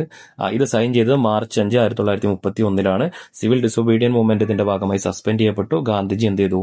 സെക്കൻഡ് റൗണ്ട് ടേബിൾ കോൺഫറൻസിൽ പങ്കെടുക്കുകയും ചെയ്തു, പാർട്ടിസിപ്പേറ്റ് ചെയ്തു. പക്ഷെ സെക്കൻഡ് റൗണ്ട് ടേബിൾ കോൺഫറൻസ് എന്ത് ചെയ്തു? അൺസക്സസ്ഫുൾ ആയിട്ട്, അതായത് വിജയകരമായി പൂർത്തിയാക്കാൻ സാധിച്ചില്ല. അങ്ങനെ തേർഡ് റൗണ്ട് ടേബിൾ കോൺഗ്രസ് എന്ത് ചെയ്തു? ബോയ്ക്കോട്ട് ചെയ്തു, ബഹിഷ്കരിച്ചു. കഴിഞ്ഞു. ഇനി നിങ്ങൾ നോക്കുക, ഈ ഫ്രീഡം സ്ട്രഗിളിന്റെ ഭാഗമായിട്ട് അന്നത്തെ റവല്യൂഷണറി ഓർഗനൈസേഷൻസ് ഏതൊക്കെയായിരുന്നു? സിമ്പിളാണ്. 1924 ഹിന്ദുസ്ഥാൻ റിപ്പബ്ലിക്കൻ അസോസിയേഷൻ HRA ഒന്നാമത്തത്. ഇനി രണ്ടാമത്തെ എന്താന്ന് വെച്ചാൽ ഇവരെന്താ ചെയ്തതെന്ന് വെച്ചാൽ ഇതിലെ കുറച്ച് മെമ്പേഴ്സ് എന്ത് ചെയ്തു? റോബ് ചെയ്തു, അഥവാ കക്കോരി, ഉത്തർപ്രദേശിലെ കക്കോരി എന്ന് പറഞ്ഞ സ്ഥലത്ത് ഒരു ട്രെയിന് അവര് കൊള്ളയടിച്ചു. എന്തിനു വേണ്ടി? Finance their activities. എന്തിനാ? However a few were arrested. അവരുടെ ആക്ടിവിറ്റികൾക്ക് ഫിനാൻസ് ചെയ്യാൻ വേണ്ടി, വിപ്ലവ പ്രവർത്തനങ്ങൾ ചെയ്യാൻ വേണ്ടിയിട്ടാണ് അവർ, ഈ ഫണ്ടിന് വേണ്ടിയിട്ടാണ് ട്രെയിൻ കൊള്ളയടിച്ചത്. അങ്ങനെ അതിൽ കുറച്ച് ആളുകൾ അറസ്റ്റ് ചെയ്യപ്പെട്ടു. അപ്പോൾ സ്വാഭാവികമായിട്ടും ഈ റവല്യൂഷണറി ആക്ടിവിറ്റീസ് ഒക്കെ ഒന്ന് സെറ്റ് ബാക്ക് ആയി, ഒന്ന് പിന്നോട്ടടിച്ചു. ആ സമയത്ത് വന്നൊരു പാർട്ടിയാണ് HSRA 1928. മറ്റൊരു സംഘടന ആരാണ്? ഭഗത് സിംഗും ഇദ്ദേഹത്തിന്റെ അസോസിയേറ്റ്സും ആണ് ഈ Hindustan socialist Republican association HSRA form ചെയ്ത്. ഇനി ഇവർ ചെയ്ത രണ്ട് കാര്യങ്ങൾ. ഒന്ന്, സാൻഡേഴ്സ്. നമുക്കറിയാം, സാൻഡേഴ്സ് നമ്മൾ മുമ്പ് പഠിച്ചു. സൈമൺ ഗോബാക്ക് പറഞ്ഞ സമയത്ത് ലാലാ ലജ്പത് റായിയുടെ മരണത്തിന് കാരണക്കാരനായ പോലീസുകാരനാണ് സാൻഡേഴ്സ്. അദ്ദേഹത്തെ കൊന്നു. എവിടെ പോയിട്ട്? ലാഹോറിൽ പോയിട്ട് വെടിവെച്ച് കൊന്നു. ഇനി അതുപോലെ തന്നെ സെൻട്രൽ ലെജിസ്ലേറ്റീവ് അസംബ്ലിയിലേക്ക് ഒരു ബോംബ് എറിഞ്ഞു. ഈ രണ്ട് സംഭവമാണ് ഇവർ ചെയ്ത്. ഇതിന്റെ ഭാഗമായിട്ട് ഭഗത് സിംഗ്, രാജ്ഗുരു, സുഖദേവ് 3 ആളുകൾ എന്ത് ചെയ്യപ്പെട്ടു? അറസ്റ്റ് ചെയ്യുകയും അതുപോലെ തന്നെ അവരെ എക്സിക്യൂട്ട് ചെയ്യുകയും ചെയ്തു.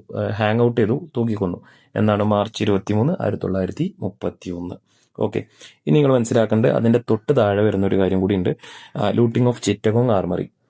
ചിറ്റഗോങ് ആർമറി കൊള്ളയടിച്ചു. അതായത് ചിറ്റഗോങ് ആയുധപ്പുര സൂര്യസെന്നിന്റെ നേതൃത്വത്തിലാണ്. എവിടെയാണ്? ബംഗാളിലാണ്. ഇനിയോ ഇതെന്ത് ചെയ്തു? അന്നത്തെ ഗവൺമെന്റിനെ ആകെ പേടിപ്പിച്ചു, ഭയപ്പെടുത്തി. ഇനി അന്നത്തെ കാലത്ത് പ്രധാനപ്പെട്ട 2-3 വനിതാ ലീഡേഴ്സിന്റെ പേര് പഠിക്കുക. പ്രീതി ലത വഡേദാർ, കൽപ്പന ദത്ത്, ബീനാദാസ്. 3 ആളുകൾ. കഴിഞ്ഞു. ഓക്കെ. ഇനി നമുക്ക് പഠിക്കാനുള്ള CSP, കോൺഗ്രസ് സോഷ്യലിസ്റ്റ് പാർട്ടിയാണ്. ഞാൻ എക്സ്പ്ലെയിൻ ചെയ്ത് തന്നെ പോകുന്നുണ്ട് പലതും, ശ്രദ്ധിച്ച് നന്നായിട്ട് കേട്ടിരുന്ന് മനസ്സിലാക്കുക. ഓക്കെ. നന്നായിട്ട് 2-3 ആവർത്തി വീഡിയോ കേട്ട് കഴിഞ്ഞാൽ നിങ്ങൾക്ക് എന്ത് ചെയ്യും? കുറച്ചുകൂടി കാര്യങ്ങൾ ഗ്രാസ്പ് ചെയ്യാൻ പറ്റും. ഓക്കെ. അപ്പൊ ഈ CSP എന്താണ്? കോൺഗ്രസിന്റെ അകത്ത് തന്നെയുള്ള ഒരു സോഷ്യലിസ്റ്റ് ഐഡിയോളജീസിലുള്ള ഒരു പാർട്ടിയാണ് CSP. ജയപ്രകാശ് നാരായണനാണ് ഇതിലെ ഫസ്റ്റത്തെ സെക്രട്ടറി എന്നറിയപ്പെടുന്നത്. ഇവരുടെ എയിം എന്താണെന്ന് പഠിക്കണം. Establish a socialist society by countering capitalism and landlordism. അഥവാ ഇവിടെ ഉണ്ടായിരുന്ന മുതലാളിത്തത്തെയും അതുപോലെ ജമ്മിത്തത്തെയും ഒക്കെ ഇല്ലായ്മ ചെയ്യുന്ന ഒരു പുതിയ സൊസൈറ്റി, സമൂഹത്തെ രൂപപ്പെടുത്തുക എന്നുള്ളതാണ് അതുകൊണ്ട് ഉദ്ദേശിച്ചിട്ടുണ്ടായിരുന്നത്. ഇനി ബ്രിട്ടീഷ് കാലഘട്ടത്തിൽ ഉണ്ടായിരുന്ന പെസന്റ് മൂവ്മെന്റ്സ് 3 കാരണങ്ങളാണ് ഉണ്ടായിരുന്നതിന്. എക്സസീവ് ടാക്സ്, അതുപോലെ exploitation by landlords, eviction, അതായത് കുടിയൊഴിപ്പിക്കൽ, അതുപോലെ തന്നെ എന്താണ് നമ്മുടെ ഭൂപ്രഭുക്കന്മാരുടെ എക്സ്പ്ലോയിറ്റേഷൻ, ചൂഷണം, അതുപോലെ അമിത നികുതി. ഈ 3 കാരണങ്ങളാണ് ഇവിടെ പഠിക്കാനുള്ളത്. 1920s എന്ത് ചെയ്തു? ഫാർമേഴ്സ് ഒക്കെ ഓർഗനൈസ് ചെയ്തുകൊണ്ട് കിസാൻ സഭാസ് ഫോം ചെയ്തു. എന്നിട്ടോ അന്നത്തെ അവധിലെ ഉത്തർപ്രദേശിലെ അവധ് എന്ന് പറഞ്ഞ സ്ഥലത്ത് ഈ കാലഘട്ടത്തിൽ ഉണ്ടായ ഒരു മൂവ്മെന്റ് ആണ് ഏകാ മൂവ്മെന്റ്. മലയാളംകാരയിൽ ഐക്യപ്രസ്ഥാനം എന്നാണ് ഉണ്ടാവുക. ഐക്യപ്രസ്ഥാനം. ഓക്കെ. ഐക്യപ്രസ്ഥാനം അല്ലെങ്കിൽ ഏകാ മൂവ്മെന്റ് ഫോം ചെയ്തു. ഇനി നിങ്ങൾ പഠിക്കേണ്ടത് 1936 all India Kisan Sabha form ചെയ്തു. അത് മറ്റൊരു പ്രധാനപ്പെട്ട സംഭവമാണ്. 1914 എന്ത് സംഭവിച്ചു? 2 സമരങ്ങൾ. ഒന്ന് തെബേഗ മൂവ്മെന്റ്, മറ്റൊന്ന് തെലങ്കാന മൂവ്മെന്റ്. കഴിഞ്ഞു. ഇത്രയാണ് നിങ്ങൾക്ക് പെസന്റ് മൂവ്മെന്റിൽ ആകെ പഠിക്കാനുള്ളത്. ഇനി ലേബേഴ്സ് ഓഫ് ഇന്ത്യയിലെ തൊഴിലാളികളുടെ കേസാണ് പറയുന്നത്. തൊഴിലാളികളുടെ എന്താണ് പ്രധാനപ്പെട്ട ഒരു സമരം ചെയ്യാൻ അല്ലെങ്കിൽ സമരം ചെയ്യാനുള്ള കാരണം എന്തായിരുന്നു എന്ന് ചോദിച്ചാൽ, ലോ വേജ്, കുറഞ്ഞ കൂലി, എക്സസീവ് വർക്കിംഗ് അവർ, കൂടുതൽ സമയം വർക്കിംഗ്, അതുപോലെ exploitation of woman and child labours, സ്ത്രീകൾക്കും കുട്ടികളൊക്കെ ആയിട്ടുള്ള തൊഴിലാളികൾ അനുഭവിച്ചിരുന്ന പ്രയാസങ്ങൾ. അങ്ങനെ നാഷണൽ ബേസിസിൽ ആദ്യമായി വന്ന ഒരു ട്രേഡ് യൂണിയനാണ് all India trade union Congress, AITUC. വളരെ പ്രധാനപ്പെട്ടാണ് AITUC. ഓക്കെ ആണല്ലോ. ഇനി അങ്ങനെ 1946 ഒരു ബോംബെയിലൊരു സ്ട്രഗിൾ നടന്നിട്ടുണ്ട്. റോയൽ ഇന്ത്യൻ നേവിയുടെ സപ്പോർട്ടോട് കൂടിയിട്ട് അത് പിന്നീട് എന്ത് ചെയ്തു? മ്യൂട്ടണി ലെഡ് വയലൻസ്, അക്രമത്തിലേക്ക് വഴി തെളിയിച്ചിട്ടുണ്ട്. അതായത് അത് സമാധാനപരമായിട്ട് തീർന്നില്ല, അക്രമത്തിൽ തീർന്നു. ഓക്കെ. ഈ സ്ട്രൈക്കിന്റെ ഒരു കേസ് പറയുന്നത് എന്തൊക്കെയാണ്? അന്നത്തെ ഈ ഒരു സമരത്തിന്റെ ഭാഗമായി ടെലിഗ്രാഫ് വർക്കേഴ്സും അതുപോലെ പിന്നെ നമ്മുടെ റെയിൽവേ വർക്കേഴ്സും ഒക്കെ എന്ത് ചെയ്തു? ഈ സമരത്തിന്റെ ഭാഗമായി മാറിയിട്ടുണ്ട് എന്നുകൂടി ഓർത്തിരിക്കുക. നെക്സ്റ്റ് ചാപ്റ്ററിന്റെ ലാസ്റ്റ് ഭാഗമാണ് ക്വിറ്റ് ഇന്ത്യ. ക്വിറ്റ് ഇന്ത്യ എന്ന് പറഞ്ഞാൽ നമുക്കറിയാം ഈ സെക്കൻഡ് വേൾഡ് വാർ കഴിഞ്ഞ സമയത്ത് എന്ത് ചെയ്തു, ബ്രിട്ടന് നമ്മുടെ സപ്പോർട്ട് ആവശ്യമായി വന്നു. അങ്ങനെ അവർ സ്റ്റെഫോർഡ് ക്രിപ്സ് എന്ന് പറയുന്ന വ്യക്തിയെ ഇന്ത്യയിലേക്ക് പറഞ്ഞു വിട്ടു. പക്ഷെ ക്രിപ്സ് നമ്മുടെ നാഷണൽ ലീഡേഴ്സിനോടൊന്നും സംസാരിച്ചിട്ട് അയാൾക്ക് എന്ത് ചെയ്യാൻ പറ്റിയില്ല, അവിടെ നിലനിൽക്കാൻ സാധിച്ചില്ല. അപ്പോൾ അയാൾ തിരിച്ചുപോയി. അപ്പോൾ ഗാന്ധിജി മനസ്സിലാക്കിയ കാര്യമാണ് ഇതാണ് എന്ത് ഫൈനൽ മാസ് മൂവ്മെന്റിനുള്ള സമയം. അങ്ങനെ 1942 ഓഗസ്റ്റ് 8 കിറ്റ് ഇന്ത്യ ആരംഭിച്ചു. കിറ്റ് ഇന്ത്യയുടെ ഭാഗമായിട്ട് എന്ത് ചെയ്തു, മുഴുവൻ ലീഡേഴ്സിനെയും ഗാന്ധിജി അടക്കമുള്ള ലീഡേഴ്സിനെയൊക്കെ അറസ്റ്റ് ചെയ്യുകയും ചെയ്തു. ഇനി നിങ്ങൾ നോക്കി ഇതിൽ എങ്ങനെയൊക്കെ ഓരോരുത്തർ പാർട്ടിസിപ്പേറ്റ് ചെയ്തു. സ്റ്റുഡന്റ്, യൂത്ത് വർക്കേഴ്സ്, വുമൻസ്, ഇവരൊക്കെ എന്ത് ചെയ്തു, സ്ട്രഗിളിന്റെ ഭാഗമായി. അതേമാതിരി post office, telegraph office, railway സ്റ്റേഷനൊക്കെ ടാർഗറ്റ് ചെയ്യപ്പെട്ടു. ജയപ്രകാശ് നാരായണനും റാം മനോഹർ ലോഹ്യ, അരുണ അസഫ് അലി ആൻഡ് സുജേന്ദ്ര കൃപലാനി 4 ആളുകളാണ് ഹൈഡ് ഔട്ട് ചെയ്തുകൊണ്ട് ഈ സമരത്തിന് നേതൃത്വം കൊടുത്തത്, ഒളിവിലിരുന്നുകൊണ്ട്. ഇനി ഇവരെങ്ങനെയാണ് ജനങ്ങളോട് കമ്മ്യൂണിക്കേറ്റ് ചെയ്ത് ആശയവിനിമയം നടത്തിയെന്ന് വെച്ചാൽ കോൺഗ്രസ് റേഡിയോ വഴിയാണ്. കോൺഗ്രസ് റേഡിയോ ഓപ്പറേറ്റ് ചെയ്തിരുന്ന ഇവിടുന്നാണ്, സീക്രട്ടായിട്ട് ബോംബെയിൽ വെച്ചിട്ടാണ്. ഇനി ടെമ്പററി ഗവൺമെന്റ്സ് ആണ്. ഇതും പരീക്ഷയ്ക്ക് ചോദിക്കാൻ സാധ്യതയുള്ള ഒരു ഭാഗമാണ്. 3 എണ്ണം പഠിക്കാണ്ട്. ഒന്ന് ബല്ലിയയിൽ ഒരു ടെമ്പററി ഗവൺമെന്റ് വന്നിട്ടുണ്ട്. രണ്ടാമത്തെ സത്താറ, മൂന്നാമത്തെ താംലൂക്ക്. 3 സ്ഥലങ്ങളിലാണ് വന്നത്. ബല്ലിയ എന്ന് പറഞ്ഞ ഉത്തർപ്രദേശിലാണ്. ഇവിടെ വന്ന ആരുടെ അണ്ടറിലാന്ന് വെച്ചാൽ ചിറ്റുപാണ്ഡെ. ഓക്കെ. ഇനി സത്താറയിൽ വന്നത് എവിടെയാണ്? നാനാ പട്ടേലിന്റെ നേതൃത്വത്തിലാണ്. മഹാരാഷ്ട്രയാണ് സത്താറ. എവിടെയാണ്? 1945 വരെ നിലനിന്നിട്ടുണ്ട്. ഇനി താംലൂക്ക് കാര്യമായിട്ട് പഠിക്കാൻ പറഞ്ഞാൽ ആളെ പേരൊന്നും പഠിക്കാനില്ല. ഇവർ ചെയ്ത കാര്യം പറയുന്നുണ്ട്. എന്താണ്? താംലൂക്കിൽ ഒരു പാരലൽ ഗവൺമെന്റ് ഉണ്ടായി. എന്നിട്ടോ ഇതെന്താ ചെയ്ത്? Allocating fund to schools. അവർ സ്കൂളുകൾ പണിയാൻ ഫണ്ട് അനുവദിച്ചു കൊടുത്തു. അതുപോലെ കോർട്ടുകൾ എസ്റ്റാബ്ലിഷ് ചെയ്തു. ആൻഡ് സർപ്ലസ് ഗ്രെയിൻസ് ഒക്കെ, അഥവാ മിച്ചം വന്ന ധാന്യങ്ങൾ കർഷകർക്ക് വിതരണം ചെയ്തു. ഇതൊക്കെ അവർ ചെയ്ത കാര്യങ്ങളാണ്. ചാപ്റ്റർ ഏറ്റവും ലാസ്റ്റ് ഭാഗത്തേക്ക് പോകുന്നു. സുഭാഷ് ചന്ദ്രബോസും ഇന്ത്യൻ ഇൻഡിപെൻഡൻസ് മൂവ്മെന്റുമായിട്ട് ഉള്ള ബന്ധം, കണക്ഷൻ ഒക്കെ ചോദിക്കാൻ സാധ്യതയുണ്ട്. സുഭാഷ് ചന്ദ്രബോസ് എന്ത് ചെയ്തു? കോൺഗ്രസിൽ നിന്ന് റിസൈൻ ചെയ്തിട്ട് ഫോർവേഡ് ബ്ലോക്ക് എന്ന് പറഞ്ഞൊരു പാർട്ടി ഉണ്ടാക്കി. പിന്നെ അദ്ദേഹം എന്ത് ചെയ്തു? 2ാം ലോകമഹായുദ്ധം നടക്കുമ്പോൾ ഡ്യൂറിങ് സെക്കൻഡ് വേൾഡ് വാർ ആ കാലഘട്ടത്തിൽ അദ്ദേഹം സിംഗപ്പൂരിലേക്ക് പോവുകയും അവിടെ ഇന്ത്യൻ നാഷണൽ ആർമിയുടെ പവർ ഏറ്റെടുക്കുകയും ചെയ്തു. എന്നിട്ട് അദ്ദേഹം ഇതിനെ റീഓർഗനൈസ് ചെയ്തു. എന്നിട്ട് എന്ത് ചെയ്തു? ജപ്പാൻ ആർമിയുടെ സപ്പോർട്ടോടുകൂടി ഇന്ത്യയിലേക്ക് വന്നു. അങ്ങനെ ഇന്ത്യയിൽ വന്നു. ഇന്ത്യയുടെ ബ്രിട്ടീഷ് റെസിസ്റ്റൻസിനോട് പിടിച്ചു നിൽക്കാൻ അദ്ദേഹത്തിന് സാധിച്ചില്ല. പക്ഷെ ഇൻഡിപെൻഡൻസ് എന്ന് പറയുന്ന ഗോളിൽ നിന്ന് ഫെയിൽ ആയെങ്കിലും ഇതെന്ത് ചെയ്തു? It generated എന്തൂസിയാസം among the people during the final stage of freedom movement. സ്വാതന്ത്ര്യ സമരത്തിന്റെ അവസാന ഘട്ടത്തിൽ ജനങ്ങൾക്ക് എന്തുണ്ടാക്കി? ഭയങ്കര എന്തൂസിയാസം ക്രിയേറ്റ് ചെയ്യാനായിട്ട് അതുകൊണ്ട് സാധിച്ചിട്ടുണ്ട്. ഇനി നിങ്ങൾ നോക്കുക, അന്നത്തെ കാലത്ത് ഇതിൽ പ്രധാനപ്പെട്ട ആളുകളൊക്കെ അറസ്റ്റ് ചെയ്യപ്പെട്ടു. അതിൽ പ്രധാനപ്പെട്ട 2-3 ആളെ പേര് പറയുന്നുണ്ട്. കേണൽ പ്രേം സൈഗാള്, അതുപോലെ കേണൽ GS ധില്ലൻ, അതുപോലെ ഷാനവാസ് ഖാൻ. ഇവരെയൊക്കെ എന്ത് ചെയ്തു? നമ്മുടെ റെഡ് ഫോർട്ടിൽ വെച്ചിട്ട് വിചാരണ ചെയ്യുകയാണ്. ആ സമയത്ത് നമ്മുടെ നാഷണൽ ലീഡറായ നെഹ്റു അവിടെ പോയി, അതായത് കോർട്ടിൽ അപ്പിയർ ആയി. എന്നിട്ട് അവിടെ ഒരു പാംലെറ്റ് അദ്ദേഹം ഡിസ്ട്രിബ്യൂട്ട് ചെയ്തു. അതിൽ പറഞ്ഞ കാര്യം എന്താ? Not traitors but patriots. അവരെന്തല്ല? രാജ്യദ്രോഹികളല്ല, രാജ്യസ്നേഹികളാണ്. ക്യാബിനറ്റ് മിഷൻ പാഠം അവസാനിക്കുന്നു. 1946. ഇതിന് പ്രധാനപ്പെട്ട 3 അംഗങ്ങൾ Stafford Cripps, Pethick Lawrence, AV Alexander. ഇനി ഇവരുടെ പ്രപ്പോസൽ എന്താണ്? Formation of interim government until the transfer of power. അധികാര കൈമാറ്റം നടക്കുന്നത് വരെ താൽക്കാലിക ഗവൺമെന്റ് ഉണ്ടാക്കുക. അതുപോലെ തന്നെ കോൺസ്റ്റിറ്റ്യൂന്റ് അസംബ്ലി, അഥവാ ഇന്ത്യക്ക് ഒരു ഭരണഘടന ഉണ്ടാക്കാനായിട്ട് ഒരു ഡ്രാഫ്റ്റിംഗ് കമ്മിറ്റി ഉണ്ടാക്കുക. 2ാമത്തെ മൗണ്ട് ബാറ്റൺ പ്ലാന് ജൂൺ 3, 1947. വർഷവും ദിവസവും പഠിക്കണം, മാസവും പഠിക്കണം. ഇദ്ദേഹം ലാസ്റ്റ് വൈസ്രോയി ആണ്. ഇദ്ദേഹം എന്താ പറഞ്ഞത്? ഈ ഇന്ത്യയും പാകിസ്ഥാനും എന്ത് ചെയ്യാം? പാർട്ടീഷൻ ചെയ്യുക. എന്നിട്ട് അവർക്ക് ഇൻഡിപെൻഡൻസ് കൊടുക്കുക, സ്വാതന്ത്ര്യം കൊടുക്കുക. ഇനി ഇന്ത്യൻ ഇൻഡിപെൻഡൻസ് ആക്ട് 1947 ഓഗസ്റ്റ് 15 എന്താണ്? ബ്രിട്ടീഷ് പാർലമെന്റ് എന്ത് ചെയ്തു? ആക്ട് പാസ്സാക്കി. ഇന്ത്യൻ ഇൻഡിപെൻഡന്റ് ആക്ട് പാസ്സാക്കി. ജവഹർലാൽ നെഹ്റു നമ്മുടെ ആദ്യത്തെ പ്രൈം മിനിസ്റ്റർ ആയിട്ട് നിലവിൽ വന്നു. ഇത്രയും കാര്യങ്ങളാണ്. ഇനി ഈ പാഠത്തിന്റെ ലാസ്റ്റ് ഭാഗത്ത് ടെക്സ്റ്റിൽ ഇല്ലാത്തൊരു കാര്യമാണ്. What are the value prompted during the Indian freedom struggle. Indian freedom struggle കഴിഞ്ഞപ്പോൾ എന്തൊക്കെ മൂല്യങ്ങളാണ് നമുക്ക് കിട്ടിയത്? Non violence, democracy, national unity, secularism, pluralism, അതുപോലെ social justice and economic self sufficiency. ഇത്രയും കാര്യങ്ങളാണ് നമ്മുടെ 6ാമത്തെ ചാപ്റ്റർ ഇവിടെ എന്ത് ചെയ്തു? അവസാനിച്ചിട്ടുണ്ട്. ഇനി നമുക്ക് ജസ്റ്റ് 7ാമത്തെ ചാപ്റ്ററിലേക്ക് പോവാം. 7ാമത്തെ ചാപ്റ്ററിന്റെ പേര് the glimpses of free India എന്നുള്ളതാണ്, അഥവാ സ്വാതന്ത്ര്യാനന്തര ഇന്ത്യയുടെ വർത്തമാനം. വളരെ രസകരമായ ഒരു ചാപ്റ്റർ തന്നെയാണ്. ഇന്ത്യ ആഫ്റ്റർ പാർട്ടീഷനിങ്, ഇതുകൊണ്ടാണ് നമ്മൾ ചാപ്റ്റർ തുടങ്ങുന്നത്. നമുക്കറിയാം ഇന്ത്യ ഡിവൈഡ് ചെയ്ത സമയത്ത്, അതിന് മുമ്പ് ഒരു ക്വസ്റ്റ്യൻ പറഞ്ഞുതരാം. ഇന്ത്യയും പാകിസ്ഥാനും തമ്മിലുള്ള ബൗണ്ടറി ലൈനിനെ വിളിക്കുന്ന പേരാണ് റാഡ്ക്ലിഫ് ലൈന്. ആ റാഡ്ക്ലിഫ് ലൈനിനെ വരച്ച ആളാണ് സിറിൽ റാഡ്ക്ലിഫ് കേട്ടോ. ഇദ്ദേഹം ഇന്ത്യ കണ്ടിട്ടൊന്നുമില്ല. 3 ആഴ്ചക്കാലം അദ്ദേഹം ഇരുന്ന് വരച്ചുണ്ടാക്കിയ ഒരു ലൈനാണ് ഇന്ത്യയും പാകിസ്ഥാനും തമ്മിൽ ഇപ്പോഴും വേർതിരിക്കുന്ന ലൈൻ എന്ന് പറയുന്നത്. ഇനി നിങ്ങൾ നോക്കുക, ഇന്ത്യ ആഫ്റ്റർ പാർട്ടീഷൻ കഴിഞ്ഞ സമയത്ത് ഇവിടെ എന്തൊക്കെ മാറ്റാണ്ടായത്? ഇവിടെ നിങ്ങൾ ആകെ പഠിക്കേണ്ട കാര്യം എന്താ വെച്ചാൽ, ആരൊക്കെ ഇന്ത്യയിൽ നിന്നും ആരൊക്കെ പാകിസ്ഥാനിലേക്ക് പോയിന്ന നമുക്കറിയാം. ബംഗാളിലും അതുപോലെ തന്നെ പിന്നെ പഞ്ചാബിലുമാണ് എന്ത് നടന്നത്, കാര്യമായിട്ട് ഡിവിഷൻ നടന്നത്. അതായത് ബംഗാളിലും പഞ്ചാബിലുമാണ് ഡിവിഷൻ നടന്നത്. ഈ ബംഗാളിലും പഞ്ചാബിലും ഡിവിഷൻ നടന്നതിൽ വെസ്റ്റ് ബംഗാൾ ഇന്ത്യയിൽ റിമെയിൻ ചെയ്തു, ഈസ്റ്റ് ബംഗാൾ ഈസ്റ്റ് പാകിസ്ഥാനായി മാറി.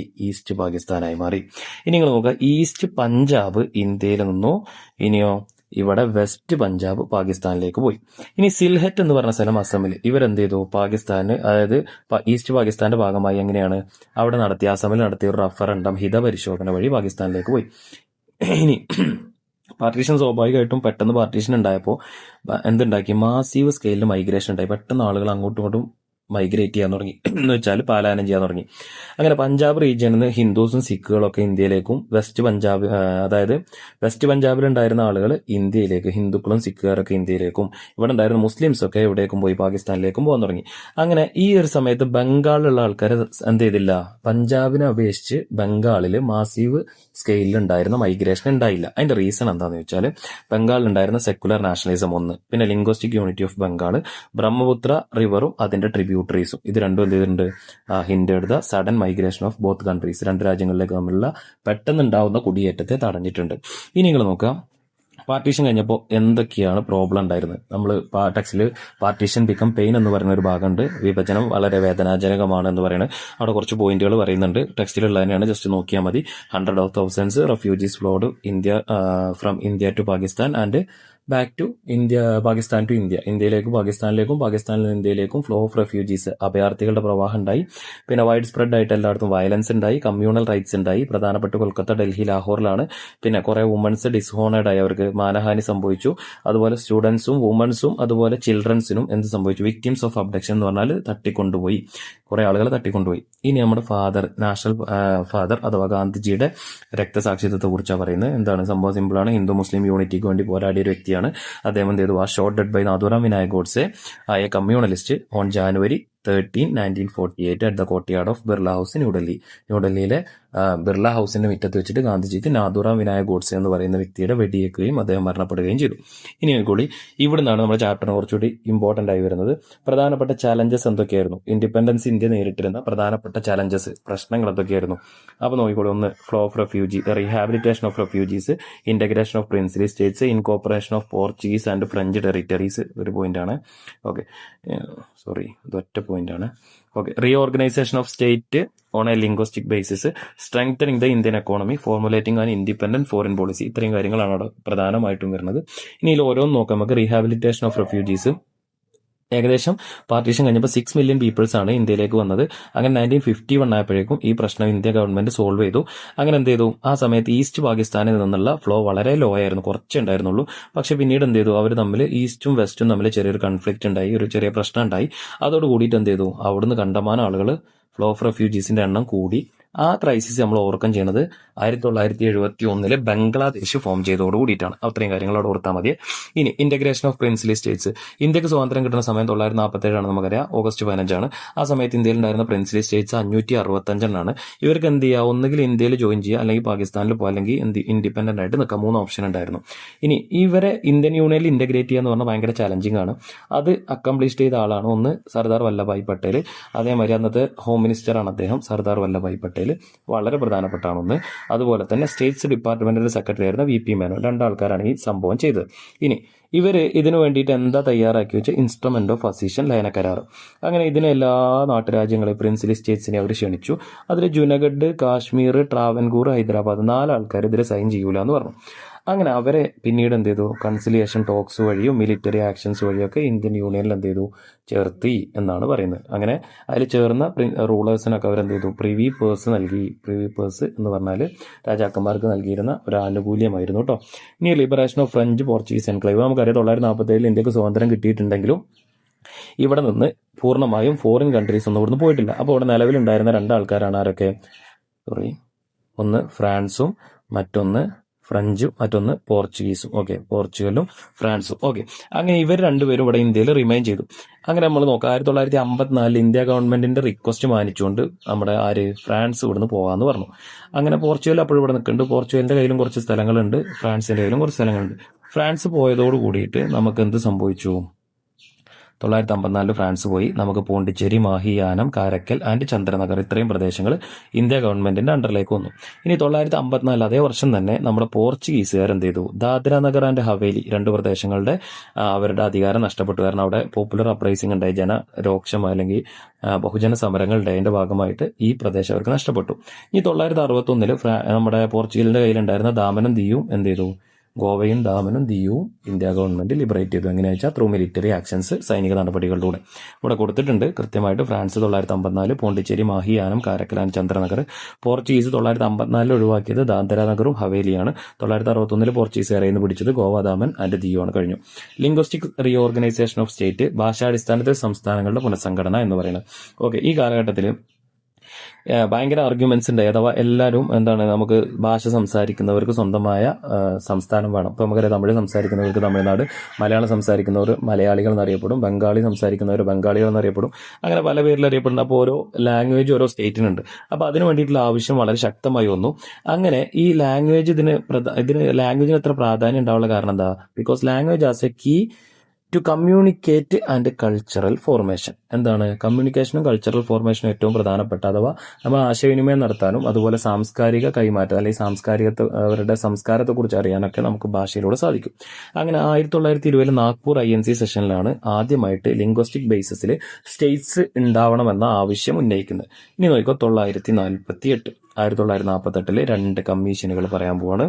ദ കോൺസ്റ്റിറ്റ്യൂന്റ് അസംബ്ലി അപ്പോയിന്റ് ചെയ്ത commission. The constituent assembly appointed the എസ്കേദർ linguistic provinces commission. കമ്മീഷന്റെ പേര് പഠിക്കണം, linguistic provinces commission, appointed by Indian constituent assembly.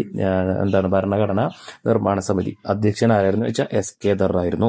ഇനി രണ്ടാമത്തെ, അതേ വർഷം കോൺഗ്രസ് അപ്പോയിന്റ് ചെയ്ത കമ്മീഷനാണ് JVP കമ്മിറ്റി. JVP പറഞ്ഞാൽ ജവഹർലാൽ നെഹ്റു, സർദാർ വല്ലഭായ് പട്ടേൽ ആൻഡ് പട്ടാഭി സീതാരാമയ്യ ഇവരായിരുന്നു കമ്മീഷൻ. 2 കമ്മീഷനുകൾ. 1948 രണ്ടും. ഇനി to study the demand of linguistic basis സ്റ്റേറ്റിലെ എന്ന് വെച്ചാൽ നമ്മുടെ ഭാഷാടിസ്ഥാനത്തിൽ സംസ്ഥാനങ്ങളെ കുറിച്ചിട്ട് പഠിക്കാൻ വേണ്ടിയിട്ടും റിപ്പോർട്ട് സബ്മിറ്റ് ചെയ്യാൻ വേണ്ടിയിട്ടും വന്ന കമ്മീഷനാണ്. 52-53 വളരെ പ്രധാനപ്പെട്ട സംഭവമാണ്. 52-53 നമ്മുടെ following the death of Potti Sriramulu during the hunger strike demanding A Telugu speaking state. The state of Andhra was formed on October 1, 1953. 1953 October 1 എന്ത് വന്നു? ആന്ധ്ര എന്ന് പറയുന്ന സ്റ്റേറ്റ് വന്നു. അപ്പൊ നിങ്ങൾ മനസ്സിലാക്കേണ്ട, 52 പോറ്റി ശ്രീരാമലു എന്ന് പറയുന്ന ഒരു വ്യക്തി എന്ത് ചെയ്തു? ഒരു സമരം കടത്തു. എന്ത് സമരം? ഹങ്കർ സ്ട്രൈക്ക്, നിരാഹാര സമരം കടന്നു. ഈ നിരാഹാര സമരത്തിന്റെ ഭാഗമായിട്ട് 1953 October 1 എന്ത് വന്നു? ആന്ധ്ര എന്ന് പറഞ്ഞ സ്റ്റേറ്റ് വന്നു. ഇനി അതേ വർഷം 53 സെൻട്രൽ ഗവൺമെന്റ് കമ്മീഷൻ അപ്പോയിന്റ് ചെയ്തതിന്റെ പേരാണ് സ്റ്റേറ്റ്സ് റീഓർഗനൈസേഷൻ കമ്മീഷൻ. ആരായിരുന്നു അതിന്റെ അധ്യക്ഷൻ എന്ന് വെച്ചാൽ ഫസൽ അലിയാണ്. കൂടെ ഉണ്ടായിരുന്ന 2 ആൾക്കാർ HN കുൻസ്രുവും KM പണിക്കരുമായിരുന്നു. 1956 എന്ത് ചെയ്തു? 1956 based on the commissions report and the state reorganisation bill parliament പാസാക്കി. ഇത് പ്രകാരം 14 ലിംഗ്വിസ്റ്റിക് സ്റ്റേറ്റ്സും 6 യൂണിയൻ ടെറിട്ടറീസും വന്നു. ഓക്കെ, എന്നാണ് 1956 November 1 കേരള ഉണ്ടായതും ഇതേ വർഷമാണ്. ഓക്കെ ആണല്ലോ. ഇവിടെ 2 ക്വസ്റ്റ്യൻ ഞാൻ കൊടുത്തിട്ടുണ്ട്. Prepare a seminar paper based on economic progress in independent India 1, where the 5-year plan able to stabilize the economy of Indian independence. ഇനി role of major dams in the economic development of India. ഈ 3 question ഒന്ന് just നോക്കിക്കൂടാ. Indian economy എന്ന് പറഞ്ഞ ഭാഗത്തുള്ളതാണ് questions. സാധ്യതാ question എന്നോട് എഴുതി വെച്ചതാണ് കേട്ടോ. അപ്പൊ ഇന്ത്യൻ എക്കണോമി എന്താ നമുക്ക് നോക്കാം. അപ്പൊ ഇന്ത്യ ഫേസ് ചെയ്ത കുറെ പ്രശ്നങ്ങളുണ്ട്. പ്രധാനപ്പെട്ട ഫുഡ് സ്കേഴ്സിറ്റിയും അതുപോലെ തന്നെ പോവർട്ടിയുമായിരുന്നു. ദാരിദ്ര്യവും ഭക്ഷ്യ സ്വയം പര്യാപ്തത, ഈ 2 പ്രശ്നങ്ങൾ, അല്ലെങ്കിൽ ഭക്ഷ്യക്ഷാമവും അതുപോലെ തന്നെ പോവർട്ടി ദാരിദ്ര്യവും. പറഞ്ഞു മാറിയതാണ്. ഇനി ശ്രദ്ധിക്കുക, ഇതിന് നമ്മുടെ ജവഹർലാൽ നെഹ്റു അന്നത്തെ കാലത്ത് നമ്മുടെ പ്രൈം മിനിസ്റ്റർ ആയിരുന്ന, പ്രധാനമന്ത്രിയായിരുന്ന ജവഹർലാൽ നെഹ്റു എന്ത് ചെയ്തു? ഒരു എക്കണോമിക് പ്ലാനിംഗ് മോഡൽ അഡോപ്റ്റ് ചെയ്തു. എവിടെ നിന്നെന്ന് വെച്ചാൽ ഫ്രം സോവിയറ്റ് യൂണിയൻ. ആ എക്കണോമിക് പ്ലാനിംഗ് മോഡലാണ് പ്ലാനിംഗ് കമ്മീഷൻ. എന്താണ് പ്ലാനിംഗ് കമ്മീഷൻ? ഇത് വന്ന 1950 1950. ഓക്കെ, ഇനി നോക്കുക, ഇതെന്തിനാണ് ഇമ്പോർട്ടൻസ് കൊടുക്കുന്ന, പ്രയോറിറ്റി കൊടുക്കുന്നത് വെച്ചാൽ നമ്മുടെ പബ്ലിക് സെക്ടറിന് പ്രയോറിറ്റി കൊടുക്കുന്ന ഒരു മിക്സ്ഡ് എക്കണോമി നമ്മൾ എന്ത് ചെയ്തു? ഫോളോ ചെയ്തു. നമ്മളെ എക്കണോമിക് സിസ്റ്റം നമ്മൾ ഫോളോ ചെയ്യുന്നുണ്ട്. ഇപ്പോഴും നമ്മൾ ഫോളോ ചെയ്യുന്ന എക്കണോമിക് സിസ്റ്റം ഏതാ വെച്ചാൽ മിക്സ്ഡ് എക്കണോമിയാണ്. ഇത് എന്തിനെ പ്രയോറിറ്റൈസ് ചെയ്യുന്നു എന്ന് വെച്ചാൽ പബ്ലിക് സെക്ടർ, പൊതുമേഖലയാണ്. ഇനി നോക്കുക, പ്രധാനമായിട്ടുണ്ടായിരുന്ന പ്രശ്നം നമ്മൾ പറഞ്ഞു ഫുഡ് സ്കേഴ്സിറ്റിയും പോവർട്ടിയാണ്. അപ്പൊ ഇതിനെ ഓവർകം ചെയ്യാൻ വേണ്ടിയിട്ട് 5-year പ്ലാൻസ് കൊണ്ടുവന്നു. ഈ 5-year പ്ലാൻ എവിടുന്ന് അഡോപ്റ്റ് ചെയ്ത് വെച്ചാൽ അതും USSR ആണ്, സോവിയറ്റ് യൂണിയൻ ആണ് കേട്ടോ. ഓക്കെ, ഇത് emphasises agricultural development, irrigation facility and power generation. അപ്പോൾ നമ്മുടെ ഈ പറയുന്ന 5 ഇയർ പ്ലാൻസ് എന്തിനൊക്കെയാണ് എംഫസൈസ് ചെയ്യുന്നത്? ഒന്ന്, നമ്മുടെ അഗ്രികൾച്ചറൽ ഡെവലപ്മെന്റ്, രണ്ട്, irrigation facilities and power generation. 3 കാര്യങ്ങൾ. കാർഷിക മേഖല, അതുപോലെ ജലസേചന മേഖല, അതുപോലെ എന്താണ് പവർ ജനറേഷൻ എന്ന് പറഞ്ഞാൽ ഊർജ്ജോൽപാദനം. ഇനി അതിന്റെ ഭാഗമായിട്ട് നമുക്ക് ഡാമുകളൊക്കെ കെട്ടേണ്ടി വന്നു. കാരണം ഈ പറഞ്ഞ 3 പ്രോസസ്സ് നടക്കണമെങ്കിൽ നമുക്കറിയാം ഡാം വേണം. 3 ഡാമാണ് പ്രധാനപ്പെട്ട: ബക്രാനങ്കൽ, സത്ലജ് റിവറിൽ, ദാമോദർ വാലി പ്രൊജക്ട് ആൻഡ് ഹിരാകുഡറ്റ് മഹാനദി. പ്രധാനപ്പെട്ട സംഭവങ്ങളാണ് കേട്ടോ. ഇനി ഈ പറയുന്ന 5 ഇയർ പ്ലാൻസിന്റെ ഒബ്ജക്റ്റീവ് എന്താ? നമ്മളിപ്പോൾ 5 ഇയർ പ്ലാൻ പഠിച്ചു. ഒന്നാമത്തെ 5 ഇയർ പ്ലാൻ, അതിന്റെ ഒബ്ജക്റ്റീവ് എന്താ? India aimed to achieve national progress by strengthening the public sector through the 5 year plan. 5 year പ്ലാനിലൂടെ ഇന്ത്യ ഉദ്ദേശിക്കുന്നത് എന്താണെന്ന് വെച്ചാൽ എന്താണ്? നമ്മുടെ പൊതുമേഖലയ്ക്ക് പ്രാധാന്യം നൽകിക്കൊണ്ട് ഇന്ത്യ എന്ത് ചെയ്യുക? നാഷണൽ പ്രോഗ്രസിലേക്ക് കൊണ്ടുവരിക എന്നുള്ളതാണ്. ഇനി നോക്കി സെക്കൻഡ് 5 ഇയർ പ്ലാൻ. ഇതെന്തിനാ ഇമ്പോർട്ടൻസ് കൊടുത്തതെന്ന് വെച്ചാൽ എക്കണോമിക് ഡെവലപ്മെന്റിനും അതുപോലെ അൺഎംപ്ലോയ്മെന്റ് എന്ന് പറഞ്ഞ പ്രശ്നം സോൾവ് ചെയ്യാനുമാണ്. അതുകൊണ്ട് തന്നെ ഇത് ഇൻഡസ്ട്രിയൽ സെക്ടറിനാണ്, ഇൻഡസ്ട്രിയൽ ഡെവലപ്മെന്റിനാണ് ഇമ്പോർട്ടൻസ് കൊടുത്തത്. ഇനി നോക്കിക്കോളി, ആ കാലഘട്ടത്ത് കുറെ iron and steel limited industries വന്നു. അത് മറ്റു കുറച്ച് ഫോറിൻ കൺട്രീസിന്റെ ഫിനാൻഷ്യൽ ടെക്നിക്കൽസ് അസിസ്റ്റോട് കൂടിയിട്ടാണ് വന്നത്. ഏതൊക്കെയാന്ന് നോക്കിക്കോളി, ഇത് പരീക്ഷയ്ക്ക് വരാൻ സാധ്യതയുള്ള ഒരു ഭാഗമായിട്ട്. റൂർക്കല വന്നത് ഒഡീഷയിലാണ്, സപ്പോർട്ട് ചെയ്ത് ജർമ്മനി. ബിലായി ഛത്തീസ്ഗഡ്, സോവിയറ്റ് യൂണിയന്റെ സപ്പോർട്ട്. ദുർഗാപൂർ വെസ്റ്റ് ബംഗാളിലാണ് വന്നത്, യുണൈറ്റഡ് കിങ്ഡം അഥവാ ബ്രിട്ടന്റെ സപ്പോർട്ടോടുകൂടി വന്നു. ബൊക്കാറോ ജാർഖണ്ഡ് സോവിയറ്റ് യൂണിയന്റെ സപ്പോർട്ടോടുകൂടി വന്നു. ഇത് 4 എന്താണ്? Iron and steel limited companies ആണ്. ഇതൊന്ന് നിങ്ങൾ പഠിച്ചിട്ട് പോണേ, പരീക്ഷയ്ക്ക് ചിലപ്പോൾ ചോദിക്കാൻ സാധ്യത കൂടുതലുള്ള ഭാഗമാണ്. ഇനി നിങ്ങൾ നോക്കിക്കോളൂ, ഇതിന്റെ ഭാഗമായി ഇതിന്റെ ശേഷം വന്ന 5 ഇയർ പ്ലാൻസ് ഫോക്കസ് ചെയ്തത് poverty elevation, food self sufficiency, education, energy generation, ഈ കാര്യങ്ങളിലൊക്കെ ആയിരുന്നു കേട്ടോ. ദാരിദ്ര്യ നിർമ്മാർജ്ജനം, ഭക്ഷ്യ സ്വയം പര്യാപ്തത, വിദ്യാഭ്യാസം, അതുപോലെ തന്നെ എനർജി ജനറേഷൻ എന്ന് പറഞ്ഞാൽ ഊർജ്ജ സംരക്ഷണം, ആ കാര്യങ്ങളൊക്കെ, ഊർജ്ജ ഉൽപാദനം കേട്ടോ. ഓക്കെ, നെക്സ്റ്റ് പ്രധാനപ്പെട്ട സാധനം ലാൻഡ് റിഫോർമേഷൻ. കേരളത്തിലുണ്ട്, ഇന്ത്യയിലുണ്ട്. അപ്പോൾ ഒന്നിച്ചു നോക്കുക. ഇവിടെ നോക്കിക്കോളി, എന്താണ് ഇതിന്റെ എയിം എന്തായിരുന്നു? Set A limit on the amount of land and individual could on. ഒരു വ്യക്തി കൈവശം വെക്കേണ്ട ഭൂമിക്ക് കൃത്യമായ അളവ് നിശ്ചയിക്കുക എന്നുള്ളതായിരുന്നു ഇതുകൊണ്ട് ഉദ്ദേശിക്കുന്നത്. നോക്കിക്കോളി, based on the recommendation of a committee chaired by നെഹ്റുവിന്റെ അധ്യക്ഷതയിൽ ചേർന്ന ഒരു കമ്മിറ്റിയുടെ റെക്കമെൻഡേഷന്റെ ഭാഗമായിട്ട് പുതിയൊരു സാധനം ഉണ്ടാവുന്ന ഒരു കമ്മീഷൻ, അഗ്രേറിയൻ റിഫോം കമ്മിറ്റി. ആരായിരുന്നു അതിന്റെ ചെയർമാൻ എന്ന് വെച്ചാൽ ജെ.സി. കുമരപ്പ. ആരായിരുന്നു? ജെ.സി. കുമരപ്പ. ഇദ്ദേഹത്തിന്റെ എന്തായിരുന്നു ഇതിന്റെ ലക്ഷ്യം എന്ന് വെച്ചാൽ എക്കണോമിക് ഡെവലപ്മെന്റ് ആണ്. അപ്പോൾ ഓർത്തിരിക്കുക, ഇവിടെ നെഹ്റുവിന്റെ കമ്മിറ്റിയുടെ റെക്കമെൻഡേഷൻ, നെഹ്റു അധ്യക്ഷനായ ചെയർഡ് ആയിട്ടുള്ള ഒരു കമ്മിറ്റിയുടെ റെക്കമെൻഡേഷന്റെ ഭാഗമായിട്ട് അഗ്രേറിയൻ റിഫോർമേഷൻ കമ്മിറ്റി വന്നു. ഈ കമ്മിറ്റിയുടെ ചെയർമാൻ ആയിരുന്നു ആര്? ജെ.സി. കുമരപ്പ. അദ്ദേഹത്തെയാണ് നിയമിച്ചത്. ഇദ്ദേഹം ഒരു നിയമമൊക്കെ കൊണ്ടുവന്നു. എന്താ കൊണ്ടുവന്ന്? Set limit on the land and acquire surplus land എന്താണ് them and distribute it landless farmers. ഇദ്ദേഹം എന്ത് ചെയ്തു? നിലവിൽ ആളുകൾ കൈവശം വെക്കേണ്ട ഭൂമിക്ക് കൃത്യമായ അളവ് നിശ്ചയിച്ചു. ശേഷം ബാക്കിയുള്ള ഭൂമി, മിച്ചം വന്ന ഭൂമി എന്ത് ചെയ്തു? കർഷകർക്ക് വിതരണം ചെയ്തു. അടുത്തത് ഗ്രീൻ റവല്യൂഷൻ. എന്താണ്? ഡെഫിനിഷൻ പഠിക്കണം. The changes achieved in the agricultural sector in a short period through the use of high yielding varieties of seeds, irrigation facilities, chemical fertilisers, pesticides and modern machineries are known as green revolution. നമുക്കറിയാം, അത്യാധുനിക ഉപകരണങ്ങൾ, അതുപോലെ തന്നെ അത്യുൽപാദന ശേഷിയുള്ള വിത്തിനങ്ങൾ, ജലസേചന സൗകര്യങ്ങൾ, അതുപോലെ തന്നെ നമ്മുടെ രാസവളങ്ങൾ, കീടനാശിനികൾ, ഈ വക സാധനങ്ങളൊക്കെ ഉപയോഗിച്ചിട്ട് ഒരു കുറഞ്ഞ കാലയളവിൽ കാർഷിക രംഗത്ത് ഉണ്ടാക്കിയ വലിയ വിപ്ലവത്തെ വിളിക്കുന്ന പേരാണ് ഹരിത വിപ്ലവം. ഇത് 2 ഫേസിലാണ് നടന്നത്. 1960 മുതൽ 1970 വരെ, 1970 മുതൽ 1980 വരെ. ആരായിരുന്നു ഇതിന്റെ ഫാദർ എന്ന് ചോദിച്ചാൽ ഡോക്ടർ M.S. സ്വാമിനാഥൻ. പ്രധാനപ്പെട്ടതാണ്, ഓർത്തിരിക്കണം. ഓക്കെ, വൈറ്റ് റവല്യൂഷൻ അതിന്റെ ഭാഗമായി ഒന്നാണ്. എന്താ എയിം മാത്രം പഠിച്ചാൽ? Increase the production of milk and dairy products. പാലും പാലുൽപ്പന്നങ്ങളുടെയും എന്ത് ചെയ്യുക? ഉൽപാദനം വർദ്ധിപ്പിക്കുക. ബ്ലൂ റവല്യൂഷൻ എന്താ? Improve fish production sector. കഴിഞ്ഞു. നാഷണലൈസേഷൻ ഓഫ് ബാങ്ക് സിമ്പിളാണ്. 1969 വർഷം ഒന്ന് ഓർത്തിരുന്നോളി, വേറെയും വരാനുണ്ട് കേട്ടോ. Okay, government of India under the leadership of Indira Gandhi എന്താണ്? took the ownership of 14 major bank. This is known as nationalization of bank. ഇന്ദിരാഗാന്ധിയുടെ നേതൃത്വത്തിലുള്ള ഗവൺമെന്റ് 14 പ്രധാനപ്പെട്ട ബാങ്കുകളുടെ ഉത്തരവാദിത്തം അഥവാ അവകാശം ഏറ്റെടുത്തു. അതിനെ വിളിക്കുന്ന പേരാണ് ബാങ്കുകളുടെ ദേശസാൽക്കരണം, nationalisation of bank.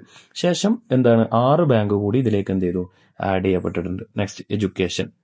Okay, doctor Radhakrishnan കമ്മീഷന്റെ പേര് മാത്രം പഠിച്ചാൽ മതി. ഡോക്ടർ രാധാകൃഷ്ണൻ കമ്മീഷൻ വർഷം 1948 university education. Doctor Lakshmanaswami Mudaliar 1952 secondary education. ഈ doctor DS Kothari 1964 national pattern of education. National education policy 1956 primary education and vocational education. National education policy 2020 education from pre primary to higher secondary and higher education.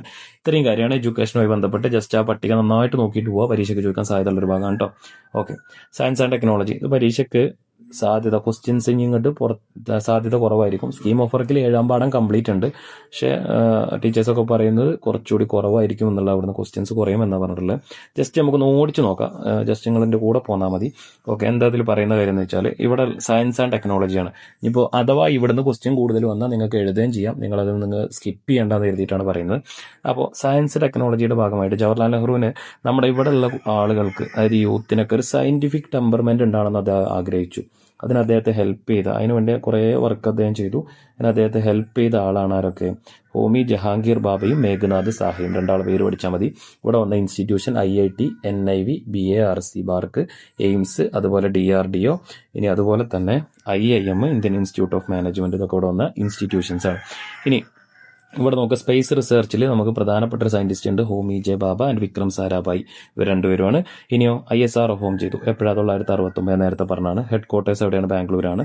രണ്ടാമത്തെ Satheesh Dhawan space centre വന്ന ശ്രീഹരിക്കോട്ടയിലാണ്. National remote sensing centre ഹൈദരാബാദിലാണ്. Vikram Sarabhai space centre തിരുവനന്തപുരത്താണ്. കഴിഞ്ഞു.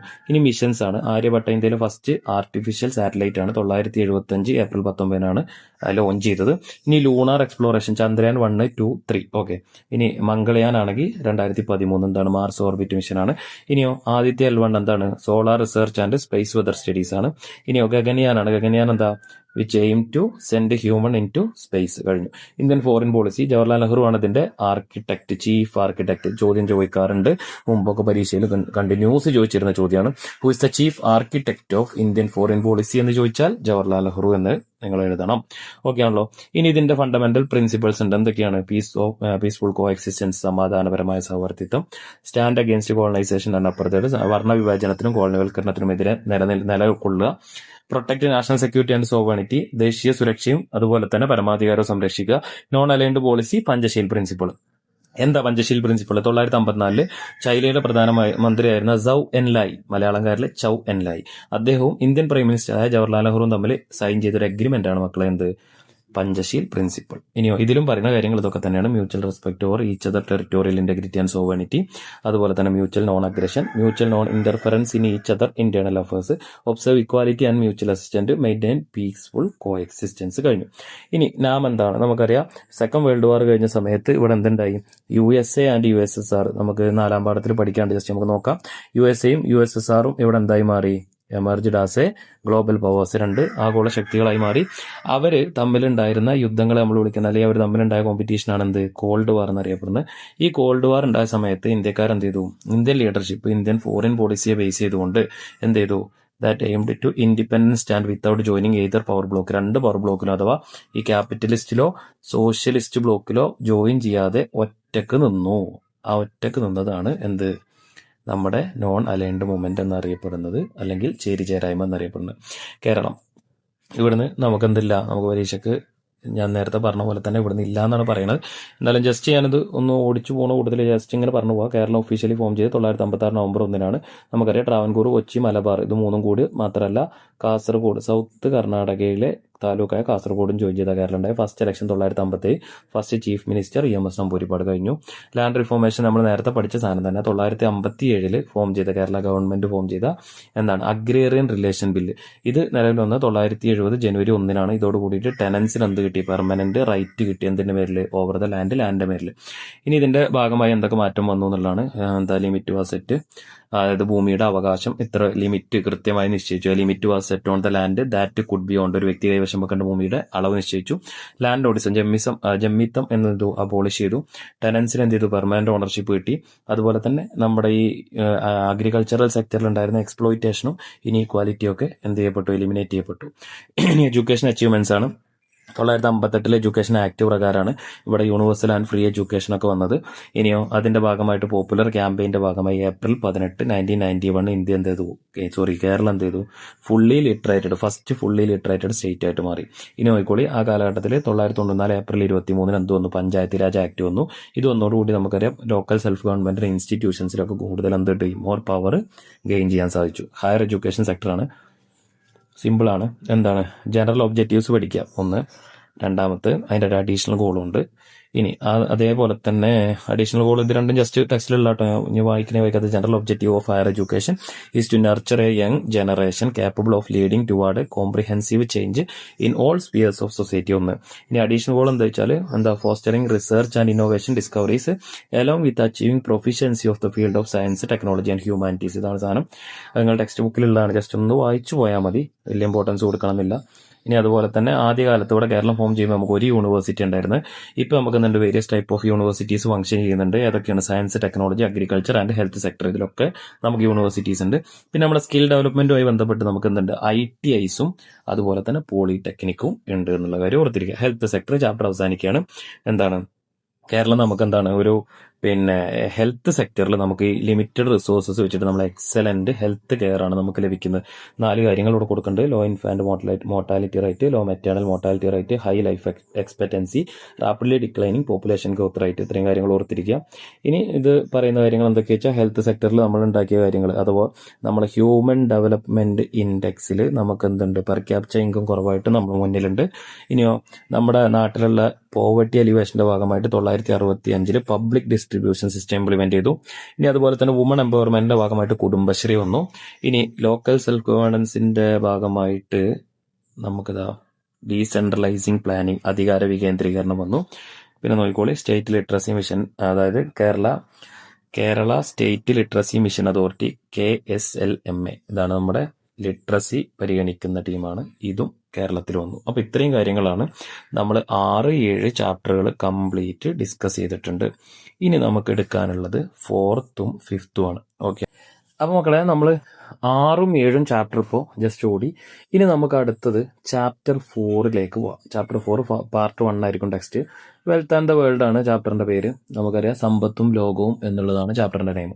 Okay, ഈ ചാപ്റ്ററിന്റെ ആദ്യ ഭാഗത്ത് നമുക്കറിയാം ഒരു ചെറിയൊരു ക്വസ്റ്റ്യനോട് കൂടിയിട്ടാണ് ചാപ്റ്റർ തുടങ്ങുന്നത്.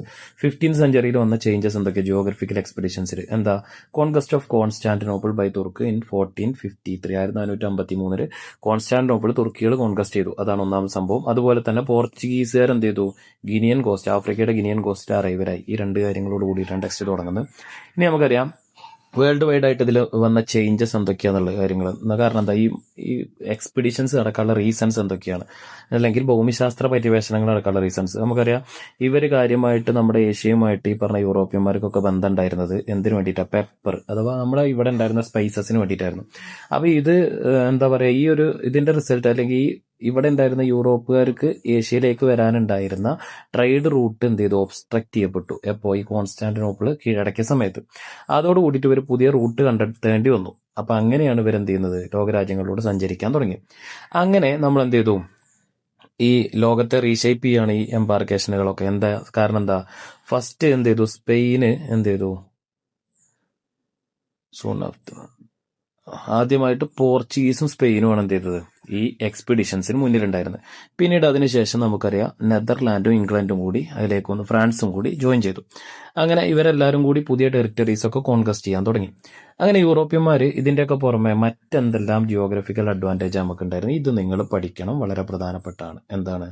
Building of advanced ship capable of crossing vast oceans, അതുപോലെ ഇന്റർവെൻഷൻ ഓഫ് കോമ്പസ് തുടങ്ങിയ സാധനങ്ങൾ, അതുപോലെ patronage of rulers, strong military force, extensive experience in seafaring, advance in cartography and astronomy. അത് ഇമ്പോർട്ടന്റ് ആണ്. ഇത് നിർബന്ധമായിട്ട് നിങ്ങൾ പഠിച്ചിട്ട് പോകണം. 4ാമത്തെ ചാപ്റ്ററിൽ തോന്നുന്നത് 3ാമത്തെ പേജിൽ വരുന്ന ഭാഗമാണ്. ഓക്കെ, അടുത്ത നോക്കിക്കോളൂ. European expedition to other continent. യൂറോപ്യന്മാർ മറ്റുള്ള കോണ്ടിനെന്റ്സിലേക്ക് പോവാണ്. ആഫ്രിക്കയിലേക്കാണ് ആദ്യമായിട്ട് പോകുന്നത്. അവിടെ നൈജർ പ്ലാൻസിൽ എന്തുണ്ട്, ഗോൾഡ് ഡെപ്പോസിറ്റ് ഉണ്ട്. അപ്പൊ അതിന് പോവാണ്. അങ്ങനെ 1415 അവരെന്ത് ചെയ്തു, സ്യൂത്ത എന്ന് പറഞ്ഞ പ്രദേശം പിടിച്ചെടുത്തു പോർച്ചുഗീസുകാർ കേട്ടോ. അങ്ങനെ ഇതെന്താ, മൊറോക്കൻ കോസ്റ്റൽ ഏരിയ ആണ്. അങ്ങനെ അത് പിന്നീട് അവരുടെ ഒരു വൈറ്റൽ ഗ്രാനറിയായി മാറി, ധാന്യ സംഭരണശാലയായി മാറി. അങ്ങനെ അവര് പിന്നെ നേരിട്ടിരുന്ന ഏറ്റവും വലിയ പ്രശ്നം എന്തായിരുന്നു, കേപ്പ് വജേദാർ ക്രോസ് ചെയ്യുക. അങ്ങനെ കേപ്പ് വജേദാർ അവർ ക്രോസ് ചെയ്തപ്പോഴായിരുന്നു 1934. അങ്ങനെ അവർ ആഫ്രിക്കൻ കോസ്റ്റിലെത്തി. എന്നിട്ടോ ഇതോട് കൂടിയിട്ട് എന്ത് സംഭവിച്ചു എന്ന് വെച്ചാൽ, ഗോൾഡും പ്രോഫിറ്റും നന്നായിട്ട് പോകാൻ തുടങ്ങി. ഇവിടേക്ക് പോർച്ചുഗീസിലേക്ക് ഗോൾഡ്, സ്ലേവ്സ്, അടിമകൾ, സ്വർണം, ഇതൊക്കെ നന്നായിട്ട് ഒഴുകാൻ തുടങ്ങി. അതോട് കൂടിയിട്ട് പോർച്ചുഗീസുകാർ ഇവിടെ എന്ത് ചെയ്തു, അഗ്രികൾച്ചറൊക്കെ എക്സ്പാൻഡ് ചെയ്തു. കോളനീസ് ഈ അറ്റ്ലാന്റിക് ഐലാൻഡിന് ചാരിയിട്ടുള്ള, അല്ലെങ്കിൽ അറ്റ്ലാന്റിക് ദ്വീപിന് ചാരിയിട്ട് അവർ കോളനികളൊക്കെ ഉണ്ടാക്കാൻ തുടങ്ങി. അങ്ങനെ അവിടെ സ്ഥിരതാമസമായി നടത്താം. അങ്ങനെ എന്ത് സംഭവിച്ചു, ഈ ആഫ്രിക്കയിലെ കോളനൈസേഷനും അതുപോലെ അറ്റ്ലാന്റിക് ഐലാൻഡിലുണ്ടായ കോളനൈസേഷനൊക്കെ എന്ത് സംഭവിച്ചെന്ന് വെച്ചാൽ eventually paved the way for finding sea route Asia marked the crucial milestone of global exploration. ഇത് പിന്നീട് എന്ത് സംഭവിച്ചു നമുക്കറിയാം. വേൾഡിൻ്റെ മാപ്പിൽ നമുക്ക് എന്ത് വരുന്നുണ്ട്, ഇപ്പോൾ ഇവിടെ ആഫ്രിക്കയാണ്, ഇതിനെ ചുറ്റി ഇങ്ങനെ വന്നു കഴിഞ്ഞാൽ ഇപ്പുറത്തൂടെ ഇങ്ങനെ കറങ്ങി വന്നു കഴിഞ്ഞാൽ നമുക്ക് എവിടെ എത്താൻ പറ്റും, യൂറോപ്പിലല്ല അപ്പുറത്ത് ഏഷ്യയിലെത്താൻ പറ്റും. അപ്പോൾ അതാണ് ഇതിൻ്റെയൊക്കെ ഒരു റീസൺ. അപ്പോൾ അങ്ങനെ ആ ഒരു ലെവലിലേക്ക് വഴി തെളിയിക്കാനൊക്കെ ഈ ഒരു എക്സ്പ്ലോറേഷൻ സാധിച്ചിട്ടുണ്ട് എന്നർത്ഥം. ഇനി നോക്കി നിങ്ങൾ 488 വർഷം പ്രധാനപ്പെട്ടതാണ്. എന്താണ്, പോർച്ചുഗീസ് സെയിലർ ബർത്തലോമിയോ ഡയസ് എവിടെ എത്തി, കേപ്പ് ഓഫ് ഗുഡ് ഹോപ്പിലെത്തി. അവിടെയാണ് സൗത്തേൺ ടിപ്പ് ഓഫ് ആഫ്രിക്ക, ആഫ്രിക്കയുടെ സൗത്തേൺ ടിപ്പാണ്. അങ്ങനെ അവിടെ എത്തിയതിനു ശേഷം അവിടെ ഭയങ്കര റഫ് സീ ആണ്, അതായത് കടൽ ഭയങ്കര പ്രശ്നം. അപ്പോൾ അത് കടന്നു പോകാൻ അദ്ദേഹത്തിന് കഴിഞ്ഞില്ല. അങ്ങനെ അദ്ദേഹം തിരിച്ചുപോയി, കണ്ടോ, ഫോഴ്സ് ടു റിട്ടേൺ, തിരിച്ചുപോയി, പേടിച്ചുപോയി, പാവം. അങ്ങനെ എന്ത് സംഭവിച്ചു, അവിടെ പോയി അദ്ദേഹം ഇവിടെയുള്ള കടലിൻ്റെ പ്രയാസങ്ങളെ കുറിച്ചിട്ടൊക്കെ പഠിച്ചിട്ട് സ്റ്റഡിയർ ഷിപ്സ് ഒക്കെ ഉണ്ടാക്കിയിട്ട് അദ്ദേഹം വീണ്ടും തിരിച്ചു വന്നു ഇന്ത്യൻ ഓഷ്യനിലൂടെ അദ്ദേഹം തിരിച്ചു വന്ന അദ്ദേഹമല്ല, 948 10 വർഷങ്ങൾക്ക് ശേഷം വാസ്കോ ഡ ഗാമയാണ് വന്നത്. ആരാ വന്നത്, വാസ്കോ ഡ ഗാമ. എപ്പോഴാ, ഈ ബർത്തലോമിയോ ഡയസ് പോകുന്ന അതേ സെയിം റൂട്ടിലൂടെയാണ് അദ്ദേഹം പോകുന്നത്. അങ്ങനെ അദ്ദേഹം ഈ ആഫ്രിക്കൻ കോസ്റ്റിനെ കവർ ചെയ്തിട്ട് നമ്മളിങ്ങനെ വന്നിട്ട് എന്ത് ചെയ്തു, ഏഷ്യയിൽ വന്നു. ഈ കേപ്പ് ഓഫ് ഗുഡ് ഹോപ്പും കടന്നത് അദ്ദേഹം കോഴിക്കോട് കാപ്പാട് കടപ്പുറത്ത് വന്നിട്ട് അദ്ദേഹം ഇറങ്ങി. ഇതോട് കൂടിയിട്ട് എന്ത് ചെയ്തു, യൂറോപ്യന്മാരുടെ ഡോമിനേഷൻ ഇന്ത്യയിൽ സ്റ്റാർട്ട് ചെയ്തു, കഴിഞ്ഞു. ഇതാണ് ഫസ്റ്റത്തെ ഒരു പോർഷൻ. ഇനി നിങ്ങൾ നോക്കുക, അതിനുശേഷം വന്ന സ്പെയിനാണ് മറ്റൊരു രാജ്യം എന്ത് ജിയോഗ്രഫിക്കൽ എക്സ്പെഡിഷൻ നടത്തിയത്. കാരണം സ്പെയിൻ എന്തുണ്ട്, ഹാഡ് ലോങ് കോസ്റ്റൽ ഏരിയാസ് ഉണ്ട്, പിന്നെ സീ ഫയറിംഗ് ഹെറിറ്റേജ് ഉണ്ട്, അഥവാ കടൽ യാത്ര നടത്തിയിട്ടുള്ള അനുഭവങ്ങളുണ്ട്, ധാരാളം കടൽ തീരങ്ങളും ഉണ്ട്. ഇനി മാത്രമല്ല അവർക്ക് പാട്രോണേജ്, അവരുടെ രാജാക്കന്മാരിൽ നിന്നൊക്കെ നല്ല സപ്പോർട്ട് ഇട്ടിരുന്നു. പ്രധാനപ്പെട്ട രാജാവ് ഫെർഡിനാൻഡ് ഇസബെല്ല, 2 ആൾക്കാരാണ്, സ്പെയിനിലെ 2 രാജാക്കന്മാരാട്ടോ. ഇനി സ്പെയിനിന്റെ ഫിനാൻഷ്യൽ സപ്പോർട്ടോടുകൂടി 1492 ക്രിസ്റ്റഫർ കൊളംബസ്, അദ്ദേഹം ഒരു ഇറ്റാലിയൻ നാവിഗേറ്ററാണ്, സഞ്ചാരിയാണ്. അദ്ദേഹം എന്ത് ചെയ്തു, ബഹാമസ് ഐലൻഡിൽ വന്നിറങ്ങി. ഇതെവിടെയാണ്, south eastern region of north അമേരിക്കയുടെ തെക്ക് കിഴക്കൻ ഭാഗമായ എവിടെ വന്നിറങ്ങി, ബഹാമസ് ഐലാൻഡിൽ വന്നിറങ്ങി. ഇതെന്തായി മാറി, യൂറോപ്യന്മാർക്ക് പ്രീവിയസ്ലി അൺനോൺ ആയ, അതായത് അറിയാത്തൊരു സ്ഥലത്താണ് വന്നിറങ്ങി. അതുകൊണ്ട് തന്നെ ഇവർ ഇതിനെ ന്യൂ വേൾഡ് എന്ന് വിളിച്ചു. ഇത് പിന്നീട് എന്തായി മാറി, അമേരിക്ക എന്ന പേരിലേക്ക് മാറി. അങ്ങനെയാണ് അമേരിക്ക ഉണ്ടായി. ഇനി എക്സ്പ്ലോറേഴ്സും എക്സ്പെഡിഷൻസും ആണ്. പെട്രോ അൽവാരസ് കബ്രാൾ ബ്രസീൽ കണ്ടെത്തി. ഫെർഡിനാൻഡ് മെഗല്ലൻ എന്താണ്, first to circumnavigate the globe through the ocean, കടലിലൂടെ ആദ്യമായിട്ട് എന്താണ് ലോകം ചുറ്റി സഞ്ചരിച്ച വ്യക്തിയാണ് Ferdinand Magellan. John Cabot Newfoundland കഴിഞ്ഞു. ഇനി ജിയോഗ്രഫിക്കൽ എക്സ്പ്ലോറേഷൻ, അതിന്റെ കോൺസിക്വൻസസും ആണ്. നമുക്കറിയാം decline in Mediterranean trade and rise Atlantic trade. നമുക്കറിയാം, മുമ്പ് നമ്മൾ 1ാമത്തെ ചാപ്റ്ററിലൊക്കെ പഠിച്ചിട്ടുണ്ട് മെഡിറ്ററേനിയൻ ട്രേഡ് എന്താണെന്നുള്ളത്. ആ മെഡിറ്ററേനിയൻ ട്രേഡ് എന്ത് ചെയ്തിട്ടുണ്ട്, എൻഡായി, കൂടുതൽ അറ്റ്ലാന്റിക് സീ റൂട്ടിലൂടെ കച്ചവടം കൂടി. ഇനിയോ, large part of America, Africa, Asia came under European invention and colonisation. ഈ പറയുന്ന ആഫ്രിക്കയുടെയും അമേരിക്കയുടെയും ഏഷ്യയുടെയും ഒക്കെ പ്രധാനപ്പെട്ട ഭാഗങ്ങളൊക്കെ യൂറോപ്യൻ കോളനൈസേഷന് കീഴിലായി. ഇനി അതുപോലെ തന്നെ പെപ്പർ, ഏഷ്യയിൽ നിന്നുള്ള പെപ്പർ, അതിന്റെ കംപ്ലീറ്റ് മൊണോപോളി ആർക്ക് കിട്ടി, യൂറോപ്യന്മാർക്ക് കിട്ടി. പിന്നെ ഗോൾഡ്, സിൽവർ ഒക്കെ എന്ത് ചെയ്തു, ലാർജ് ക്വാണ്ടിറ്റിയിൽ സൗത്ത് അമേരിക്കയിൽ നിന്ന് എവിടേക്ക് പോയി, യൂറോപ്പൊക്കെ പോയി. അതിന്റെ ചെറിയൊരു ഭാഗം എവിടെ എത്തി, ഇന്ത്യയിലെത്തി. കാരണം അവർ ഇന്ത്യയിൽ വന്ന് കച്ചവടം ചെയ്തിട്ടുണ്ടല്ലോ. ഇനി നോക്കുക, ട്രയാങ്കുലർ ട്രേഡ്, അതെന്ത് ചെയ്തു, connecting Europe, Africa and America. ആരൊക്കെയാണ്, യൂറോപ്പ്, ആഫ്രിക്ക ആൻഡ് അമേരിക്ക. അതിനാണ് നമ്മൾ ട്രയാങ്കുലർ ട്രേഡ് എന്ന് പറയാം. അതെന്ത് ചെയ്തു, ഡെവലപ്പായി. ഇനി അതുപോലെ തന്നെ ഗോൾഡ്, സിൽവറിന്റെ ഒക്കെ ഇൻഫ്ലക്സ് കൂടി. ഓക്കെ, നോക്കിക്കോ, ട്രയാങ്കുലർ ട്രേഡ് സിസ്റ്റം. ഇത് യൂറോപ്പാണ്, ഇത് ആഫ്രിക്കയാണ്, ഇത് അമേരിക്കയാണ്. ഓക്കെ, നോക്കി നിങ്ങൾ. ഇപ്പൊ ഇവിടുന്ന് ഇങ്ങോട്ടേക്ക് ശ്രദ്ധിക്കുക, ഒരു മിനിറ്റ്. ഇവിടുന്ന് ഇങ്ങോട്ടേക്ക് എന്താണ്, ടെക്സ്റ്റൈൽസ്, അതായത് യൂറോപ്പിൽ നിന്ന് ഇങ്ങോട്ട് ടെക്സ്റ്റൈൽസ്, അതുപോലെ പിന്നെ ബ്രാൻഡി, മദ്യങ്ങളൊക്കെ ഇവിടെ കൊണ്ടുവന്നിട്ട് ആഫ്രിക്കയിൽ കൊടുക്കും. എന്നിട്ട് ആഫ്രിക്കയിൽ നിന്ന് സ്ലേവ്സിന്, അടിമകളെ എവിടേക്ക് കൊണ്ടുപോകും, നമ്മുടെ അമേരിക്കയിൽ കൊണ്ടുപോകും. എന്നിട്ട് അമേരിക്കയിൽ അടിമകളെ കൊടുത്തിട്ട് ഇവിടുന്ന് ടുബോക്കോ, ഷുഗർ, അങ്ങനെ തുടങ്ങിയ കോട്ടൺ തുടങ്ങിയ സാധനങ്ങളൊക്കെ യൂറോപ്പിലേക്ക് കൊണ്ടുവരും. ഇതാണ് ട്രയാങ്കുലർ ട്രേഡ് എന്ന് പറയുന്നത് കേട്ടോ. ജസ്റ്റ് ഓർത്താൽ മതി, ട്രയാങ്കുലർ ട്രേഡ്. ഓക്കെ, ഇനി ലാറ്റിൻ അമേരിക്കയാണ്. നോക്കി നിങ്ങൾ, ഇതോട് കൂടിയിട്ട് ആ പാരഗ്രാഫ് അവിടെ അവസാനിക്കുകയാണ്. എന്താണ്, പോർച്ചുഗൽ, സ്പെയിൻ ഇവരൊക്കെ എന്ത് ചെയ്തു, ചെറുതായിട്ട് ട്രേഡിൽ ഒന്ന് ഡിക്ലൈൻ ചെയ്തു. അതോട് കൂടിയിട്ട് നമ്മുടെ ഇംഗ്ലണ്ടും നെതർലാൻഡും ഫ്രാൻസും ഒക്കെ എന്ത് ചെയ്തു, ഭയങ്കര ഉഷാറായി വന്നു. ഈ സമയത്ത് ഇവർ തമ്മിൽ കോമ്പറ്റീഷൻ ഉണ്ടായി. ഈ കോമ്പറ്റീഷനിൽ ഫ്രാൻസും ഇംഗ്ലണ്ടും എന്ത് ചെയ്തു, നെതർലാൻഡിനെ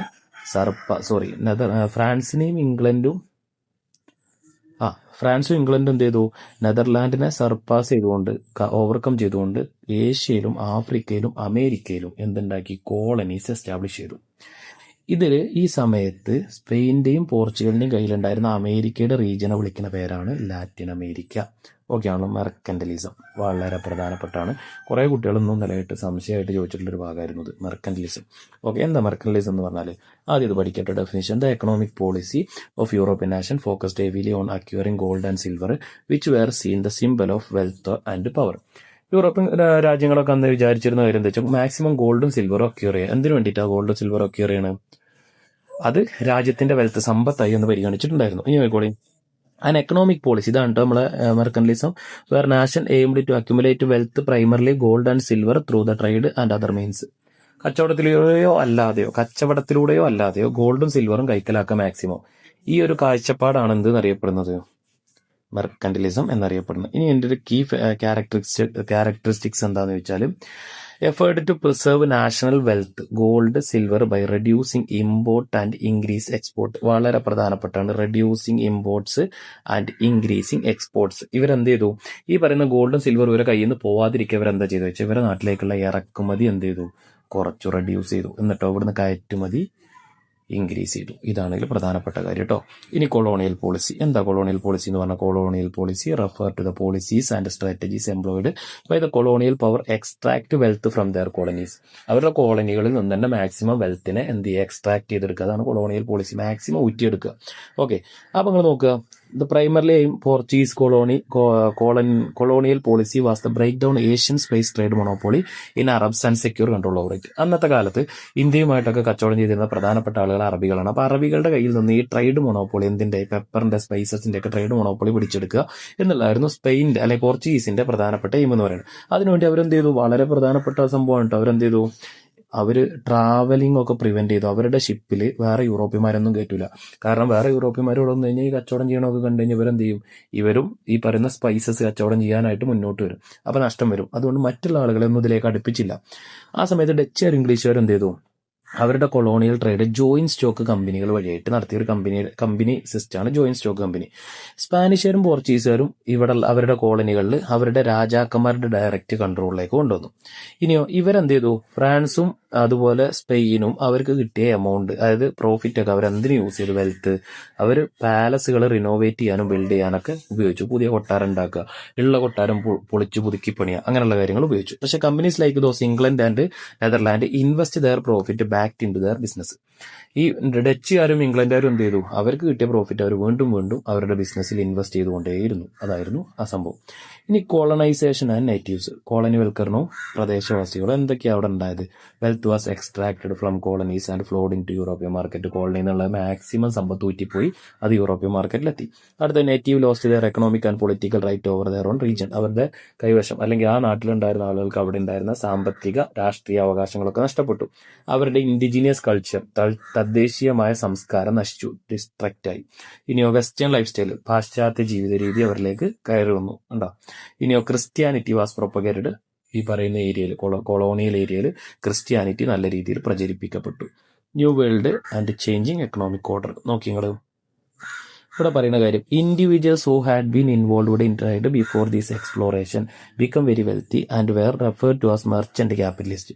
ഈ പറയുന്ന എക്സ്പ്ലോറേഷനൊക്കെ നടക്കുന്നതിന് മുമ്പ് ഈ കച്ചവടത്തിൽ ഏർപ്പെട്ടിരുന്ന ആളുകൾ എന്തായി മാറി? വളരെ വെൽത്തി പീപ്പിൾസ് ആയി മാറി. അതുകൊണ്ട് തന്നെ അവരെ എന്തെന്നറിയപ്പെട്ടു? മെർച്ചന്റ് ക്യാപിറ്റലിസ്റ്റ്, കച്ചവട മുതലാളിമാരെന്നറിയപ്പെട്ടു.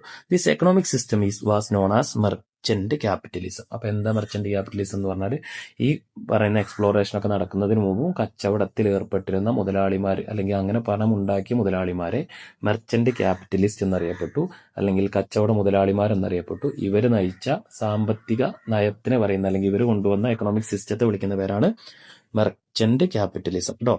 ഇവിടെ എന്താ മെർച്ചൻസ് എന്ത് ചെയ്യും? റോ മെറ്റീരിയൽസ് ഒക്കെ അവിടെയുള്ള റൂറൽ ഏരിയയിലെ ആർട്ടിസൻസിന് സപ്ലൈ ചെയ്യും. അങ്ങനെ അവരെന്ത് ചെയ്യും? കോട്ടേജ് ബേസ് പ്രൊഡക്ഷൻ ആയിട്ട് മാനുഫാക്ചർ ചെയ്യും. എന്ത് സാധനങ്ങൾ, ഉൽപ്പന്നങ്ങൾ ഉണ്ടാക്കും. ആ ഉൽപ്പന്നം ഉണ്ടായി കഴിഞ്ഞ് കഴിഞ്ഞാൽ ഈ ലോക്കൽ ആർട്ടിസൻസിനുള്ള ലേബർ ക്യാഷ് കൊടുത്ത ശേഷം ഈ സാധനം എന്ത് ചെയ്യും? മെർച്ചന്റ് സോൾഡ് ചെയ്യും. അഥവാ ഈ മുതലാളി എന്ത് ചെയ്യും? സോൾഡ് ചെയ്ത് വിറ്റിട്ട് അതിന്റെ പ്രോഫിറ്റ് ഉണ്ടാക്കും. ഇവിടെ എന്താണ്? ഈ merchants intermediaries between producers and consumers. സാധനങ്ങൾ ഉണ്ടാക്കുന്ന ആളുകളും സാധനം വാങ്ങുന്ന ആളുകളുടെ ഇടയിലുള്ള ഇന്റർമീഡിയറീസ് ആയിട്ട് മാത്രം അവർ മാറി. ഇനി merchant capitalism gave many industrial capitalism. എന്താണ് ഇത്? വ്യാവസായിക മുതലാളിത്തത്തിലേക്ക് നയിച്ചു. ഇതാണ് ഇൻഡസ്ട്രിയൽ റവല്യൂഷൻ, നമ്മുടെ വ്യാവസായിക വിപ്ലവം ഏത് സെഞ്ചുറിയിലാണെന്ന് വെച്ചാൽ 18ാം സെഞ്ചുറിയിലാണ് നടന്നത്. ഇനോ നോയിക്കോളി, the introduction of machinery in to the manufacturing sector brought about many changes between 1718 and 1815 described industrial revolution. 1880നും 1850നും യന്ത്രങ്ങൾ ഉപയോഗിച്ചിട്ട് ഈ പറയുന്ന ഉൽപാദന രംഗത്ത് വന്ന മാറ്റത്തെ വിളിക്കുന്ന പേരാണെന്ത്? വ്യാവസായിക വിപ്ലവം. ഇനിയോ മേജർ ചേഞ്ച്, ഇതിൽ പ്രധാനമായിട്ട് കുറച്ച് ചേഞ്ചസ് ഉണ്ടായിട്ടുണ്ട്. എന്തൊക്കെയാണ്? പ്രൊഡക്ഷൻ വാസ് മെഷീനൈസ്ഡ്, പ്രൊഡക്ഷൻ എന്തായി മാറി? മെഷീനൈസ്ഡ് ആയി മാറി. ഇനി advancement in metallurgy leading to the production of better tools. നമുക്ക് ഈ ഇരുമ്പിലൊക്കെ കൂടുതൽ അല്ലെങ്കിൽ ലോഹ വസ്തുക്കളിലുള്ള കഴിവ് നമുക്ക് കൂടിക്കഴിഞ്ഞപ്പോൾ എന്തുണ്ടാവും? കുറെ നല്ല ടൂളുകൾ ഉണ്ടാകാൻ തുടങ്ങി. Steam was used source of energy, ആവി എന്തായി മാറി? എനർജി ആയിട്ട് ഉപയോഗിക്കാൻ തുടങ്ങി. നമുക്കറിയാം പഴയ തീവണ്ടിയൊക്കെ യൂസ് ചെയ്യാൻ കണ്ടിട്ടില്ലേ? ട്രാൻസ്പോർട്ട് ഫെസിലിറ്റീസ് ഡെവലപ്ഡ്, എന്താണ്? നമ്മുടെ ഗതാഗത സൗകര്യങ്ങൾ മെച്ചപ്പെട്ടു. പിന്നെ production shifted from cottage to the factory, കോട്ടേജിൽ നിന്ന് ഫാക്ടറി. നമ്മൾ നേരത്തെ പറഞ്ഞു കോട്ടേജ് ബേസ്ഡ് പ്രൊഡക്ഷൻ ആയിരുന്നു, അതെന്തായി മാറി? ഫാക്ടറീസിലേക്ക് മാറി. ഇനി നമുക്ക് അതിന്റെ മെറിറ്റും ഡീമെറിറ്റും ആണ്. മെറിറ്റ് എന്താ? Rise of factories, increase production, new employment opportunities, rise of cities and urbanisation, urban life, better living condition. ഇനി ഡീമെറിറ്റും കൂടി exploration of labours and poverty epidemics, long working hours and low wage for womens and childrens, rise of slums, busy polluted cities, miserable life for labours in cities. ഇത് പഠിക്കണം കേട്ടോ. മെറിറ്റും ഡീമെറിറ്റും നിങ്ങൾ പഠിച്ചിട്ട് മാത്രമേ പോകാവൂ. എന്തിന്റെ? ഇൻഡസ്ട്രിയൽ റവല്യൂഷൻ, വ്യാവസായിക വിപ്ലവത്തിന്റെ. ഇനി ആ കാലഘട്ടത്തിൽ കുറെ കോർ പ്രിൻസിപ്പിൾസ് ഉണ്ടായിരുന്നു. അതിന്റെ സോഷ്യലിസ്റ്റ് ഐഡിയോളജീസ് ഒക്കെ ഉണ്ടായി. ആ ഐഡിയോളജീസിന്റെ പ്രധാനപ്പെട്ട ഒരു കാര്യമാണ് ഇവിടെ, പ്രധാനപ്പെട്ട ഒരു കോർ പ്രിൻസിപ്പിൾ ആണ് പറയുന്നത്. എന്താണ്? Where the equitable distribution of goods and resources and the common ownership of means of product. കേട്ടോ, പ്രൊഡക്റ്റ് എന്നുണ്ട്. ഓക്കെ, അതോടല്ല കാൾ മാക്സും ഫ്രെഡറിക് ആംഗിൾസും ആയിരുന്നു ഈ ഐഡിയോളജീസിന്റെ ഒക്കെ പ്രധാനപ്പെട്ട വ്യക്തികൾ എന്ന് പറയുന്നത്. നെക്സ്റ്റ് ഇമ്പീരിയലിസം ആണ്. എന്താണ്? As factory production increase, factory production കൂടി. Industrialist countries found it difficult source of raw materials. നമ്മൾ നേരത്തെ പറഞ്ഞ കാര്യം തന്നെയാണ്. നമുക്കൊരു ഫാക്ടറി റൺ ചെയ്യണമെങ്കിൽ ആ ഫാക്ടറിക്ക് റോ മെറ്റീരിയൽസ്, അസംസ്കൃത വസ്തുക്കൾ വേണം. അപ്പൊ അസംസ്കൃത വസ്തുക്കൾ അവരുടെ ബോർഡറിൽ കിട്ടാതായി. അങ്ങനെ വന്നപ്പോൾ അവരെന്ത് ചെയ്തു? അവരുടെ ബെൽജിയം പോലുള്ള രാജ്യങ്ങളൊക്കെ എന്താ ചെയ്തെന്ന് വെച്ചാൽ അവരുടെ കോളനികളായ കോങ്കോയിലൊക്കെ വെച്ചിട്ട് എന്ത് ചെയ്തു? റബ്ബർ പോലുള്ള സാധനങ്ങൾ, റോ മെറ്റീരിയൽസ് ഉണ്ടാക്കാൻ തുടങ്ങി. ഇതിന്റെ പ്രധാനപ്പെട്ട ഒരു പോയിന്റ് ആണത്. Industrial capitalist sought to maximise profit by increasing, ഇവിടെ സ്പേസ് ഉണ്ട്, by increasing production while minimising wage. എന്താ വെച്ചാൽ പ്രൊഡക്ഷൻ കൂട്ടുകയും വേതനം കുറയ്ക്കുകയും ചെയ്യുന്ന ഒരു സിസ്റ്റം അന്നത്തെ കാലത്ത് വ്യാവസായിക മുതലാളിമാർക്ക് ഉണ്ടായിരുന്നു. ഇനി നോക്കോളി, ഇങ്ങനെയൊക്കെ ആയി കഴിഞ്ഞാൽ സ്വാഭാവികമായിട്ടും എന്ത് സംഭവിക്കും? കണ്ടോ? However reducing wage decreasing the purchasing power of workers. നമുക്ക് നമ്മുടെ വീട്ടിലുള്ള ആളുകൾക്ക് സാലറി കുറവാണെങ്കിൽ നമുക്ക് സാധനങ്ങൾ വാങ്ങാനുള്ള ശേഷി കുറയും. ഇപ്പോൾ നമ്മളെ വീട്ടിൽ വാങ്ങുന്ന സാധനങ്ങളുടെ അളവ് ശ്രദ്ധിച്ചാൽ മതി. അപ്പോൾ അതേപോലെ ഇവർക്ക് വേജ് കുറഞ്ഞാൽ, സാലറി കുറഞ്ഞാൽ ഇവർക്ക് എന്ത് ചെയ്യും? പർച്ചേസിംഗ് സ്കില്ല് കുറയും. അങ്ങനെ പർച്ചേസിംഗ് സ്കില്ല് കുറഞ്ഞപ്പോൾ ഈ പറയുന്ന സാധനങ്ങൾ ഡൊമസ്റ്റിക് മാർക്കറ്റിൽ കെട്ടിക്കിടക്കാൻ തുടങ്ങി. അതായത് സാധനങ്ങൾ ആരും വാങ്ങാതായി. അപ്പോൾ ഇത് കണ്ടെത്തണേ പുതിയ മാർക്കറ്റ് കണ്ടെത്തണം. അബ്രോഡ് പുതിയ മാർക്കറ്റ്, പുറത്ത് മാർക്കറ്റുകൾ കണ്ടെത്തണം. അങ്ങനെ മാർക്കറ്റുകൾ കണ്ടെത്തി. അപ്പോൾ ആ കാലഘട്ടത്തിൽ കോളനീസ് എന്തായി മാറി? Both source of raw materials and market for European manufactured good. യൂറോപ്യന്മാരുണ്ടാക്കുന്ന ഉൽപ്പന്നങ്ങൾ വിറ്റൊഴിവാക്കാനുള്ളൊരു സ്ഥലവും അതുപോലെ തന്നെ റോ മെറ്റീരിയൽ കളക്ട് ചെയ്യാനുള്ള സ്ഥലവുമായിട്ടും കോളനികൾ മാറി. ഇനിയോ ഇതിനു വേണ്ടിയിട്ട് അവരെന്ത് ചെയ്തു? യൂറോപ്യൻ കൺട്രീസ് എന്ത് ചെയ്തു? പൊളിറ്റിക്കൽ കൺട്രോളൊക്കെ ആ കോളനികളുടെ മേലിൽ കൊണ്ടുവന്നു. അതായത് രാഷ്ട്രീയ അധികാരങ്ങളൊക്കെ കൊണ്ടുവന്നു. ഇതെന്തിലേക്ക് നയിച്ചു? ഇമ്പീരിയലിസത്തിലേക്ക് നയിച്ചു. ഇനി ശ്രദ്ധിക്കുക, 19th സെഞ്ചുറിയുടെ പകുതിയായപ്പോൾ എന്ത് സംഭവിച്ചു? ഇംഗ്ലണ്ടും ഫ്രാൻസും വലിയ രണ്ട് ഇമ്പീരിയലിസ്റ്റ് പവേഴ്സായി മാറി, എന്ന് വെച്ചാൽ സാമ്രാജ്യ ശക്തികളായി മാറി. അങ്ങനെ ലോകത്തിന്റെ മേജർ പോർഷനൊക്കെ അവരുടെ കൈവശമായി. ആ സമയത്ത് Germany, Italy, Belgium, USA, Japan 5 രാജ്യങ്ങൾ ഇവരെന്ത് ചെയ്തു? Germany, Italy, Belgium, USA, Japan 5 രാജ്യങ്ങൾ പുതിയ ന്യൂ ഇമ്പീരിയലിസ്റ്റ് നാഷൻസ് ആയി മാറി.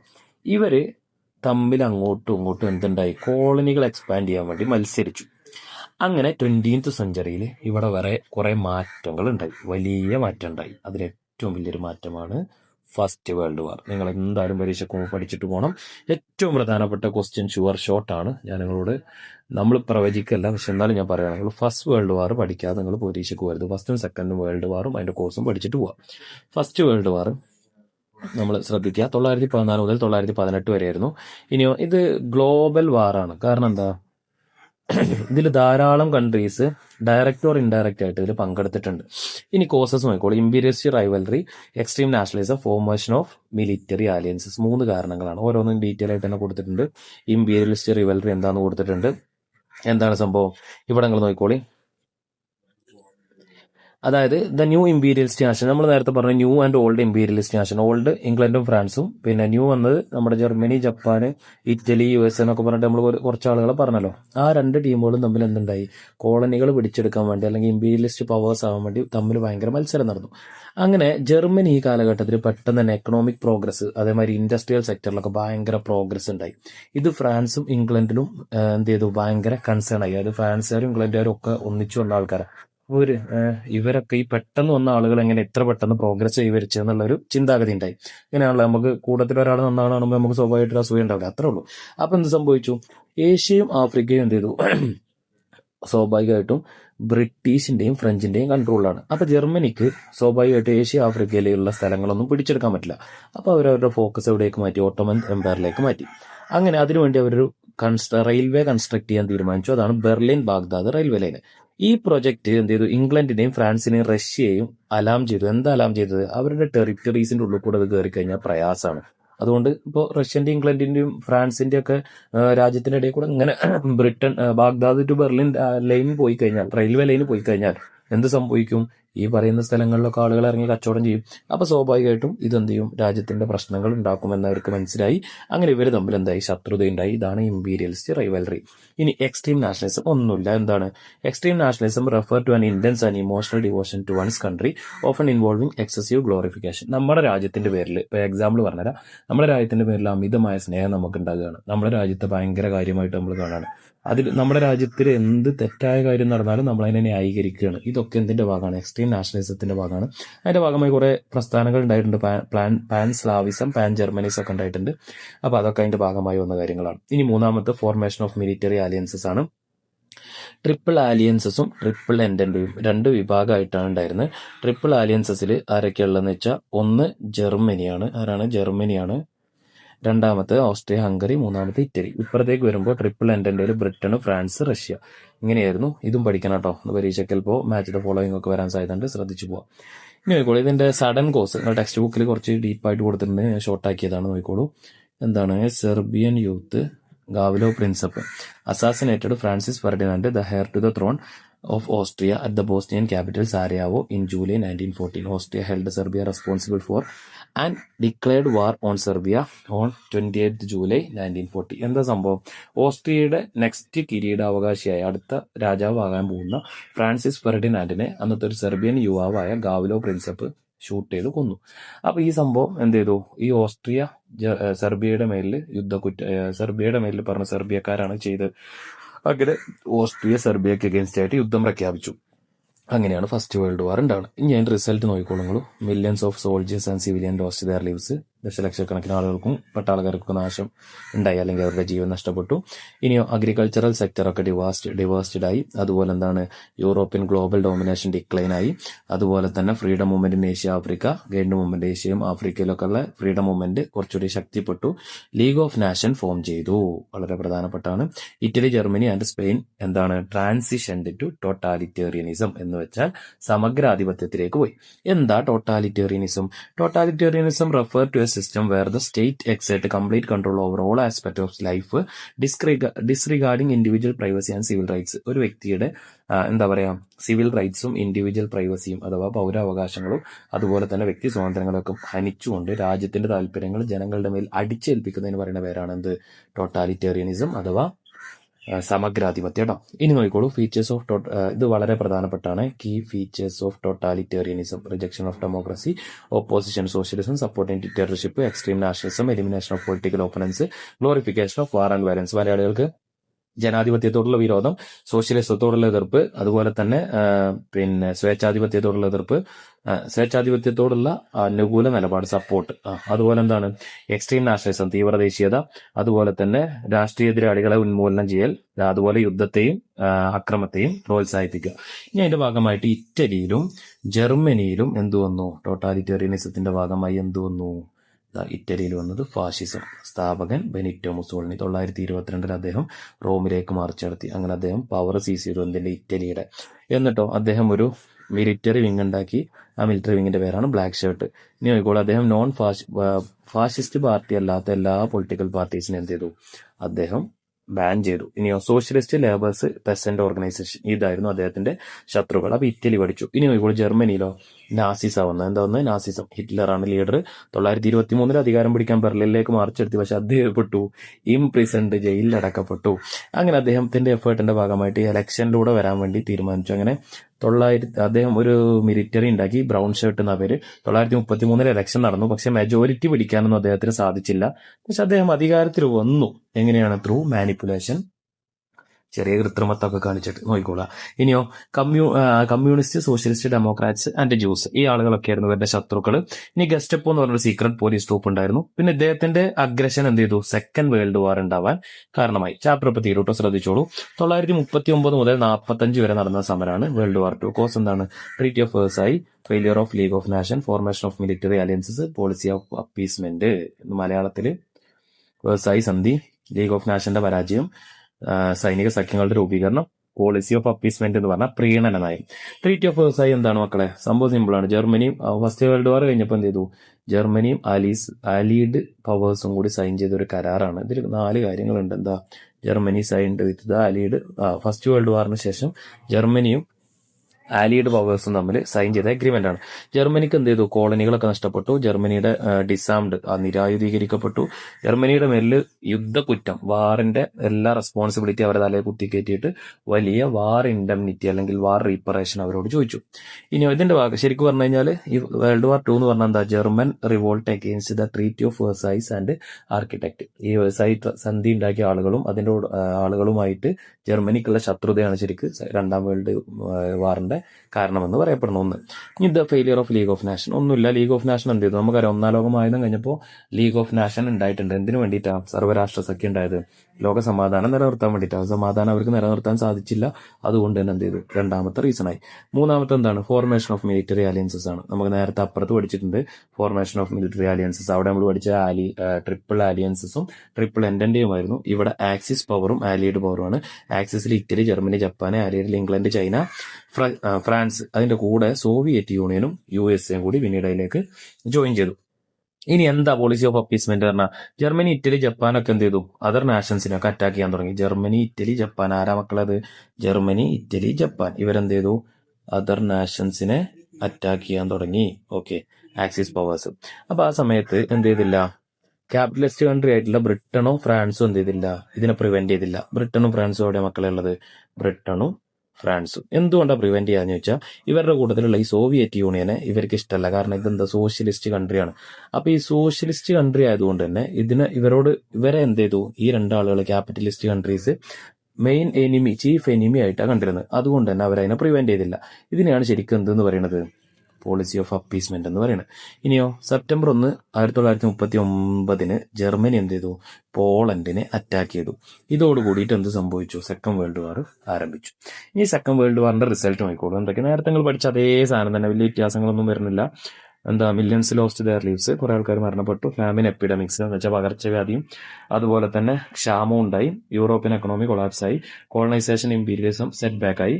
ഇനിയോ അടുത്തെന്താ? European hegemony to end. അതുപോലെ യുണൈറ്റഡ് നാഷണൽ UNO ഫോം ചെയ്തു കേട്ടോ. അത് കുറച്ച് ഇമ്പോർട്ടൻ്റ് ആണ് UNO. ഇനി ടോട്ടാലിറ്റേറിയനിസം എൻഡായി. അവിടെയൊക്കെ ഇറ്റലിയിലും ജർമ്മനിയിലും. ഇനിയോ ഏഷ്യയിലും ആഫ്രിക്കയിലും കോളനീസ് ഒക്കെ ഇൻഡിപെൻഡന്റ് ആയി. പിന്നെ യുണൈറ്റഡ് സ്റ്റേറ്റ്, സോവിയറ്റ് യൂണിയനും എന്തായി മാറി? Emerged as A global power. USA and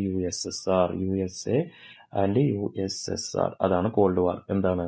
ഇവർ തമ്മിലുണ്ടായ ഐഡിയോളജിക്കൽ കോൺഫ്ലിക്റ്റ് ആണ് എന്തെന്നറിയപ്പെടുന്നത്. എന്നാണ്ടോ? These 2 blocks, capitalist bloc and socialist bloc, that represented contradictory ideas, continued their political and diplomatic war is called Cold War. ഇവർ തമ്മിലുണ്ടായ ആശയപരമായ സംവാദങ്ങളും സംഘടനകളും നയതന്ത്രപരമായ യുദ്ധങ്ങളെയൊക്കെ വിളിക്കുന്ന പേരാണെന്ത്? കോൾഡ് വാർ കേട്ടോ. അത്ര പഠിച്ചാൽ 1991 കൂടിയിട്ട് കോൾഡ് വാർ അവസാനിച്ചു. അതിന്റെ കാരണം എന്താ? കോൾഡ് വാർ എൻഡായി. Disintegration of Soviet union. Mikhail Gorbachev എന്ന് പറഞ്ഞ വ്യക്തി ഉണ്ടായിരുന്നു. അദ്ദേഹത്തിന്റെ അഡ്മിനിസ്ട്രേറ്റീവ് റിഫോംസ് കാരണം എന്ത് ചെയ്തു? ശരിക്കും ഈ പറയുന്ന സോവിയറ്റ് യൂണിയൻ ഡിസിൻറ്റഗ്രേറ്റ് ആയി. അതോടുകൂടിയിട്ട് കോൾഡ് വാർ എൻഡ് ആവുകയും ചെയ്തു. ഇനി നിയോ കോളനൈസേഷൻ. എന്താ നിയോ കോളനൈസേഷൻ എന്ന് പറഞ്ഞാൽ? അമേരിക്ക നമ്മൾ പറഞ്ഞു ഈ സെക്കൻഡ് വേൾഡ് വാർ കഴിഞ്ഞപ്പോൾ ഏഷ്യ ആഫ്രിക്കയിലുള്ള കോളനീസ് ഒക്കെ ഇൻഡിപെൻഡന്റ് ആയി. അപ്പോൾ അമേരിക്ക എന്ത് ചെയ്തു? അമേരിക്ക കുറച്ചുകൂടി വെൽത്ത് ഉണ്ടാക്കണമല്ലോ. അപ്പോൾ സ്വാഭാവികമായിട്ട് അദ്ദേഹം പുതിയ ന്യൂലി ഇൻഡിപെൻഡന്റ് ആയ രാജ്യങ്ങൾക്കൊക്കെ അമേരിക്ക ഫണ്ട് കൊടുക്കാൻ തുടങ്ങി. ഇതെന്ത് സംഭവിച്ചത്? വേറെ ടൈപ്പ് ഓഫ് എക്സ്പ്ലോയിറ്റേഷൻ ആണ്, അതായത് ടൈപ്പ് ഓഫ് കോളനൈസേഷൻ ആണ്. ഇതിനെ വിളിക്കുന്ന പേരാണ് നിയോ കോളനൈസേഷൻ. ഇനി ഈ നിയോ കോളനൈസേഷൻ എന്തിനെ ബേസ് ചെയ്തിട്ട് വെച്ചാൽ ഫിനാൻസ് ക്യാപിറ്റലിസ്റ്റ് ബേസ് ചെയ്തിട്ട്. എന്താ ഫിനാൻസ് ക്യാപിറ്റലിസം എന്ന് പറഞ്ഞാൽ? ഇത് ബിഗ് കോർപ്പറേറ്റുകൾക്ക്, അതായത് നമ്മളിപ്പോൾ നമ്മുടെ രാജ്യത്തിന് മിലിറ്ററി സൈന്യമോ അല്ലെങ്കിൽ പവറോ ശക്തിയോ ഇതൊന്നും ഇല്ലാതെ തന്നെ നമുക്ക് എന്ത് ചെയ്യും? നിലനിൽക്കാൻ പറ്റും. ആ ഇൻഫ്ലുവൻസ് എങ്ങനെയാ? കുറെ കമ്പനീസിന് രാജ്യങ്ങൾ എന്ത് ചെയ്യും? പ്രോഫിറ്റ്, അതായത് നമ്മുടെ രാജ്യത്തുള്ള ആളുകൾ വ്യത്യസ്ത രാജ്യങ്ങളിൽ കമ്പനികളിൽ ഇൻവെസ്റ്റ് ചെയ്ത് അതിൽ നിന്ന് പ്രോഫിറ്റ് ഉണ്ടാക്കുന്ന ഒരു രീതിയാണ് ഈ പറയുന്ന ഫിനാൻസ് ക്യാപിറ്റലിസം എന്ന് പറയുന്നത്. അപ്പോൾ സ്വാഭാവികമായിട്ടും എന്താ ഉണ്ടാവുക വെച്ചാൽ ഇതെന്ത് ചെയ്യും? നല്ല ഹ്യൂജ് പ്രോഫിറ്റ് ഉണ്ടാക്കി തരും. കാരണം നമ്മുടെ നാട്ടിലുള്ള ആൾക്കാർ വേറെ ഇപ്പോൾ കൊക്കക്കോള ഇസ്രായേലി കമ്പനിയാണ്, നമ്മുടെ നാട്ടിലുണ്ട്. നമ്മുടെ നാട്ടിൽ അതിന് കച്ചവടം നടക്കുന്നുണ്ട്, അതിൻ്റെ ബിസിനസ് നടക്കുന്നുണ്ട്, ഇതിൻ്റെ പ്രോഫിറ്റ് അവിടെ പോകുന്നുണ്ട്, ഇസ്രായേലിൽ പോകുന്നുണ്ട്. അതേപോലെ തന്നെ ഈ ആളുകൾ എന്ത് ചെയ്യും? കോമൺ പീപ്പിൾസിന് ഇതിലെന്ത് ചെയ്യില്ല? സാധാരണ ഇതിൽ ഇൻവോൾവ് ചെയ്യാൻ പറ്റില്ല. അപ്പോൾ അവരിൽ നന്നായിട്ട് കോൺസിക്വൻസസ് ഉണ്ടാവും. കാരണം എന്താ? അവർക്ക് അവരുടെ റിസോഴ്സസ് യൂസ് ചെയ്യാൻ പറ്റാത്ത അവസ്ഥ വരും. അങ്ങനെ അതോട് കൂടിയിട്ട് ഇത് മൊത്തം ആര് കൺട്രോൾ ചെയ്യുന്ന അവസ്ഥയാവും? ക്യാപിറ്റലിസ്റ്റുകൾ കൺട്രോൾ ചെയ്യുന്ന അവസ്ഥയിലേക്ക് പോകും. അതാണ് ഫിനാൻസ് ക്യാപിറ്റലിസം എന്നതുകൊണ്ട് ഉദ്ദേശിക്കുന്നത്. അപ്പോൾ ഈ ചാപ്റ്ററും ഇവിടെ നമുക്ക് അവസാനിച്ചിട്ടുണ്ട്. Next and final last chapter 5 ഏതാണ്? പബ്ലിക് ഒപ്പീനിയൻ ഇൻ ഡെമോക്രസി എന്ന് വെച്ചാൽ പൊതുജനാഭിപ്രായം ജനാധിപത്യത്തിൽ. സിമ്പിൾ, വേഗം കഴിയും. എന്താണ്? What do you mean by public opinion? It is the general opinion of the people about the issues affect them. പൊതുജനങ്ങളെ ബാധിക്കുന്ന വിഷയങ്ങളുടെ മേലിൽ ഉള്ള പൊതുവായ അഭിപ്രായങ്ങൾ വിളിക്കുന്ന പേരാണ് പൊതുജനാഭിപ്രായം. സിമ്പിളാണ്. ഇനി ഇമ്പോർട്ടൻസ് എന്താണ്? Helps government identify the solve problem, make governance democratically, encourage citizen participation. ഈ കാര്യങ്ങളൊക്കെ നടക്കും. ക്യാരക്ടറിസ്റ്റിക്സ് നിർബന്ധമായിട്ട് നിങ്ങൾ പഠിക്കണം. ടെക്സ്റ്റ് ബുക്കിൽ നിങ്ങൾക്ക് ഇങ്ങനെ ഒരു പദസൂര്യന്റെ മാതിരി ഇങ്ങനെ തന്നിട്ടുള്ള ഒരു ഭാഗമാണിത്. അത് നിങ്ങൾ നിർബന്ധമായിട്ടും പഠിക്കുക. 6 പോയിന്റ്. സിമ്പിളാണ്, എന്നാലും ജസ്റ്റ് ഒന്നും ഇങ്ങനെ പറയാം. എന്താണ്? റിഫ്ലക്ട് ഡൈവേഴ്സ് ഒപ്പീനിയൻ, വ്യത്യസ്ത അഭിപ്രായങ്ങൾ രൂപപ്പെടുത്തും. എന്ത്? നമ്മുടെ പബ്ലിക് ഒപ്പീനിയൻ. ഇനിയോ ഇതിന് എന്തല്ല, ഇതൊരു മെജോറിറ്റി പീപ്പിൾസിന്റെ അഭിപ്രായം ഒന്നും ആയിക്കൊള്ളുന്നില്ല. ഇത് പക്ഷെ എന്താണ്? Creation of a general consensus on a topic. ഒരു പൊതു ടോപ്പിക്കിന്റെ മേലുണ്ടാവുന്ന പൊതുവായ അഭിപ്രായങ്ങൾ മാത്രമായിരിക്കും. ഇനി സർക്കംസ്റ്റാൻസസ്, ടൈം, അതേമാതിരി ന്യൂ നോളജ്, പുതിയ അറിവ്, ഇതിനൊക്കെ അനുസരിച്ച് പബ്ലിക് ഒപ്പീനിയനിൽ ചേഞ്ച് ഉണ്ടാവും. ഇനി അതേപോലെ തന്നെ ഇതെന്തല്ല, പൊളിറ്റിക്കൽ മാറ്റേഴ്സ് മാത്രമല്ല, സോഷ്യോ എക്കണോമിക് ആൻഡ് കൾച്ചറൽ മാറ്റേഴ്സിലൊക്കെ ഉണ്ടാവും. അതുപോലെ തന്നെ ഇതിന്റെ ഫിക്സഡ് പ്ലേസ് ഒന്നുമില്ല. ആർക്കും എപ്പോഴും എവിടെ വേണമെങ്കിലും എങ്ങനെയും പറയാൻ പറ്റുന്ന സാധനമാണ് പബ്ലിക് ഒപ്പീനിയൻ. പിന്നെ ഇതെന്ത് ചെയ്യുന്നുണ്ട്? ഡെമോക്രാറ്റിക് കമ്മ്യൂണിക്കേഷൻ ഉറപ്പ് നൽകുന്നുണ്ട്. ഓക്കെ, ഇത്രയും കാര്യങ്ങൾ ഓർത്തിരിക്കുക. ഇനി factors influence the public opinion എന്തൊക്കെയാണ് മക്കളെ? Social and cultural background of individuals, attitude, beliefs, pre conceptions, leadership skill, education, etcetera. ഇതൊക്കെ അത് ടെക്സ്റ്റിലുള്ള തന്നെയാണ്. സിമ്പിൾ ആയിട്ട് ഓർത്തിരിക്കേണ്ട പോയിന്റ്. ഇനി ഇത്രയും ഭാഗം കഴിഞ്ഞ് നമ്മുടെ ചാപ്റ്റർ കഴിയും. Agencies that shape the public opinion, family, education institution, peer group, media, political parties and their activities, social institution and organisation, opinion poll, art and literature കഴിഞ്ഞു. ഇനിയോ ഇതിൽ ഓരോന്നും നമുക്ക് നോക്കാം. എന്താണ്? ഫാമിലിയെ കുറിച്ചൊരു ക്വസ്റ്റ്യൻ ഞാൻ അവിടെ കൊടുത്തിട്ടുണ്ട്. The role of the family in shaping public opinion. The first stage of public opinion formation begin the families, evaluate the statement and make a note. ഫാമിലിയെ കുറിച്ചിട്ടാണ്. ഫാമിലിയിൽ എങ്ങനെയാണ് പബ്ലിക് ഒപ്പീനിയൻ ഫോം ചെയ്യുന്നത് എന്നാണ് ചോദ്യം. അപ്പം അതിനെ നമ്മൾ എങ്ങനെ ഇവാലുവേറ്റ് ചെയ്യുക? ഒരു ചൈൽഡിന്റെ സോഷ്യലൈസേഷൻ പ്രോസസ് സ്റ്റാർട്ട് ചെയ്യുന്ന എവിടെ നിന്നാണ്? ഫാമിലിയിൽ നിന്നാണ്. നമുക്കറിയാം ട്രഡീഷണൽ ബിലീഫ്സ്, അതേമാതിരി perceptions of families influence opinion formation, നമ്മുടെ ഒപ്പീനിയൻ ഫോം ചെയ്യാനായിട്ട് സഹായിക്കുന്നുണ്ട്. ഇനി അതിന്റെ പുറമങ്ങൾ നോക്കി, നമ്മുടെ ഈ വീട്ടിലൊക്കെ നടക്കുന്ന ചർച്ചകൾ, ഡിസ്കഷൻസ്, അങ്ങനെയുള്ള സംഭവങ്ങളൊക്കെ കുട്ടി ഒന്നുകിൽ പാർട്ടിസിപ്പേറ്റ് ആവും അല്ലെങ്കിൽ വിറ്റ്നസ് ആവും. അപ്പോൾ അതിൽ എന്തൊക്കെ വരും? പൊളിറ്റിക്സ് ഉണ്ടാവും, ബിലീഫ്സ് ഉണ്ടാവും, റിലീജിയൻ ഉണ്ടാവും, ലിറ്ററേച്ചർ ഉണ്ടാവും. അതൊക്കെ ടോപ്പിക്കായിട്ട് വരും. അപ്പോൾ ഇതുകൊണ്ടൊക്കെ തന്നെയാണ് നമ്മൾ പറയുന്നത് പബ്ലിക് ഒപ്പീനിയൻ സ്റ്റാർട്ട് ചെയ്യുന്നതിൽ മേജർ ഫാക്ടർ അല്ലെങ്കിൽ ഏറ്റവും പ്രധാനപ്പെട്ട ഒരു ഘടകമാണ് ഇതെന്നറിയപ്പെടുന്നത് ഫാമിലി. കഴിഞ്ഞു. ഇൻസ്റ്റിറ്റ്യൂഷൻ അല്ലെങ്കിൽ എഡ്യൂക്കേഷൻ ഇൻസ്റ്റിറ്റ്യൂഷൻ രണ്ടാമത്തെ. എങ്ങനെയാണ് നോക്കി നിങ്ങൾ? സ്കൂൾസ്, കോളേജ് ഒക്കെയാണ് നമുക്കറിയാം, അത് പ്രധാനപ്പെട്ട റോൾ വഹിക്കുന്ന ഒരു ഇൻസ്റ്റിറ്റ്യൂഷനാണ്. ഇനി നോക്കിക്കോളൂ, എൻകറേജ് ക്രിട്ടിക്കൽ തിങ്കിങ്. പിന്നെ പ്രൊവൈഡ് ഓപ്പർച്യൂണിറ്റീസ് ഫോർ ഡിസ്കഷൻസ്, നമുക്ക് കൂടുതൽ ചർച്ചകൾ നടത്താനുള്ള അവസരങ്ങൾ തരും. ഫോസ്റ്റർ സയന്റിഫിക് മൈൻഡ് സെറ്റ്, ശാസ്ത്രീയമായ അവബോധം ഉണ്ടാക്കി തരും. ഇനി നമുക്കിവിടെ കുറെ ആക്ടിവിറ്റീസ് നടക്കില്ല. എന്തൊക്കെ ഉണ്ടായാലും സ്കൂൾ പാർലമെന്റ് ഉണ്ടാവും, club activity, sports, cultural activity, ഇതൊക്കെ എന്ത് ചെയ്യുന്നുണ്ട്? നമ്മുടെ ഒപ്പീനിയൻ ക്രിയേറ്റ് ചെയ്യാനായിട്ട് ഹെൽപ്പ് ചെയ്യുന്നുണ്ട്. നെക്സ്റ്റ് പിയർ ഗ്രൂപ്പാണ്. ഇതെന്താണ്? ഫ്രണ്ട്സിന്റെ സിമിലർ ഗ്രൂപ്പാണ്. നമ്മുടെ സെയിം ഇൻട്രസ്റ്റ് ഉണ്ടാവുന്ന ആളുകൾ, നമ്മുടെ ഇൻട്രസ്റ്റുകളൊക്കെ ഷെയർ ചെയ്യുന്ന ആളുകൾ, ഇതൊക്കെയാണ് എന്ത്? പിയർ ഗ്രൂപ്പ് എന്ന് പറഞ്ഞാൽ ഒരേ പ്രായത്തിലുള്ള ആൾക്കാർ, സമപ്രായക്കാർ. ഇനി ഇവരെന്താണ്? ഇവരുടെ ഒപ്പീനിയനും ബിഹേവിയറും ആറ്റിറ്റ്യൂഡും ഒക്കെ ഏകദേശം എന്താണ്? ഇൻഫ്ലുവൻസ് ചെയ്യുന്നുണ്ട് ഇതിന്റെ പബ്ലിക് ഒപ്പീനിയനെ. ഇനി അതുപോലെ തന്നെ ഇതെന്ത് ചെയ്യുന്നുണ്ട്? ഗവൺമെന്റ് പോളിസീസിനെയും സോഷ്യൽ ഇഷ്യൂസിനെയൊക്കെ കൂടുതൽ അനലൈസ് ചെയ്യാനായിട്ട് നമ്മളെ ഹെൽപ്പ് ചെയ്യുന്നുണ്ട്. നെക്സ്റ്റ് ആൻഡ് ഫൈനൽ വളരെ പ്രധാനപ്പെട്ട സാധനം മീഡിയ. എന്താണ് മീഡിയ നമുക്കറിയാം മോസ്റ്റ് പവർഫുൾ ടൂളാണ്. കാരണം നമ്മുടെ നാട്ടിൽ ഒരു കാര്യം ഒരാളെ നന്നാക്കാനും മീഡിയക്ക് സാധിക്കും, ഒരാളെ എരപ്പാക്കാനും മീഡിയക്ക് സാധിക്കും. വളരെ സിമ്പിളായിട്ട് നടക്കുന്ന സാധനമാണ്. അപ്പോൾ നമ്മളോട് നോക്കുക, ട്രഡീഷണൽ മീഡിയാസ് ആണ് റേഡിയോ, ടെലിവിഷൻ, ന്യൂസ് പേപ്പർ ഒക്കെ. ഇതൊക്കെ എന്താണ് ട്രഡീഷണൽ ഫോമാണ്. ഇതിൽ നമുക്കറിയാം ഇതൊക്കെ എന്ത് ചെയ്യുന്ന ലാർജ് സ്കെയിലിൽ പബ്ലിക് ഒപ്പീനിയന് ഉണ്ടാക്കാൻ ഹെൽപ്പ് ചെയ്യുന്നുണ്ട്, ഇൻഫ്ലുവൻസ് ചെയ്യുന്ന കാര്യങ്ങളാണ്. ഇനി അതുപോലെ തന്നെ ഈ പ്രിന്റഡ് മീഡിയ എപ്പോഴും കൺസിഡർ ചെയ്യുക ആരെയാണ്? ലിറ്ററേറ്റഡ് കമ്മ്യൂണിറ്റീസിനാണ്. അഥവാ പത്രം വായിക്കാൻ അറിയണവർക്ക് പത്രം കൊടുത്തിട്ട് കാര്യമുള്ളൂ. പക്ഷെ റേഡിയോ, ടെലിവിഷൻ ഒക്കെ എന്താണ് places an important role forming ideas and knowledge among the illiterated community. നമ്മുടെ റേഡിയോയും ടെലിവിഷനും ഒക്കെ എന്താണ് നിരക്ഷരരായ ജനങ്ങൾക്കും മനസ്സിലാവും. അതായത് എഴുത്തും വായന അറിയില്ലെങ്കിൽ ഇത് കേട്ട് മനസ്സിലാക്കാം ഇന്നതാണ്, കണ്ട് മനസ്സിലാക്കാം ഇത് ഇന്നതാണ്. അപ്പൊ അതുകൂടി ഇവിടെ ഫോക്കസ് ചെയ്യുന്ന കാര്യമാണ് നമ്മൾ മനസ്സിലാക്കണം. ടെലിവിഷനും റേഡിയോയും തമ്മിലുള്ള വ്യത്യാസം, ന്യൂസ് പേപ്പറും പ്രിന്റഡ് മീഡിയാസും ടെലിവിഷനും റേഡിയോയും തമ്മിലുള്ള വ്യത്യാസം. ഇനി ഇത് നോക്കിക്കോളൂ, എന്താണ് what are the preventive measurement of that should take against the spread of such news. നോക്കിക്കോ, നമ്മൾ എന്താണ് എങ്ങനെയാണ് ഒരു ഫേക്ക് ന്യൂസ് അല്ലെങ്കിൽ ഫേക്ക് മെസ്സേജ് നമുക്ക് കിട്ടി, നമുക്ക് മനസ്സിലായോ ഫേക്ക് ആണ്, നമ്മൾ എങ്ങനെയാണ് ഇതിനെ പ്രിവെന്റ് ചെയ്യുക? നോക്കിക്കോ, ഒന്ന് ഇതിന്റെ finding the real source in order to find the validity of the news and the message. നമ്മൾ ആദ്യം കണ്ടെത്തേണ്ടത് ഈ മെസ്സേജിന്റെ ന്യൂസിന്റെ വാലിഡിറ്റി അല്ലെങ്കിൽ ഇതിന്റെ സോഴ്സ് കറക്റ്റ് ആണെന്ന് കണ്ടെത്തണം. ഇനി നമ്മളത് ഫേക്ക് ആണെന്ന് കണ്ടെത്തി കഴിഞ്ഞു, നമുക്ക് ഫേക്ക് ആണെന്ന് മനസ്സിലായി കഴിഞ്ഞാൽ do not share with others, മറ്റുള്ള ആളുകളിലേക്ക് നമ്മൾ ഷെയർ ചെയ്യരുത്. പിന്നെ inform official system such as cyber സെല്ലുകളുടെ ഒഫീഷ്യൽ സിസ്റ്റത്തിൽ നമ്മൾ എന്ത് ചെയ്യണം? ഇൻഫോം ചെയ്യണം. അടുത്തത് മീഡിയ ലിറ്ററസി. എന്താ മക്കളെ? അതായത് സോഷ്യൽ മീഡിയയുടെ ഭാഗമാണ് ഇതൊക്കെ കേട്ടോ.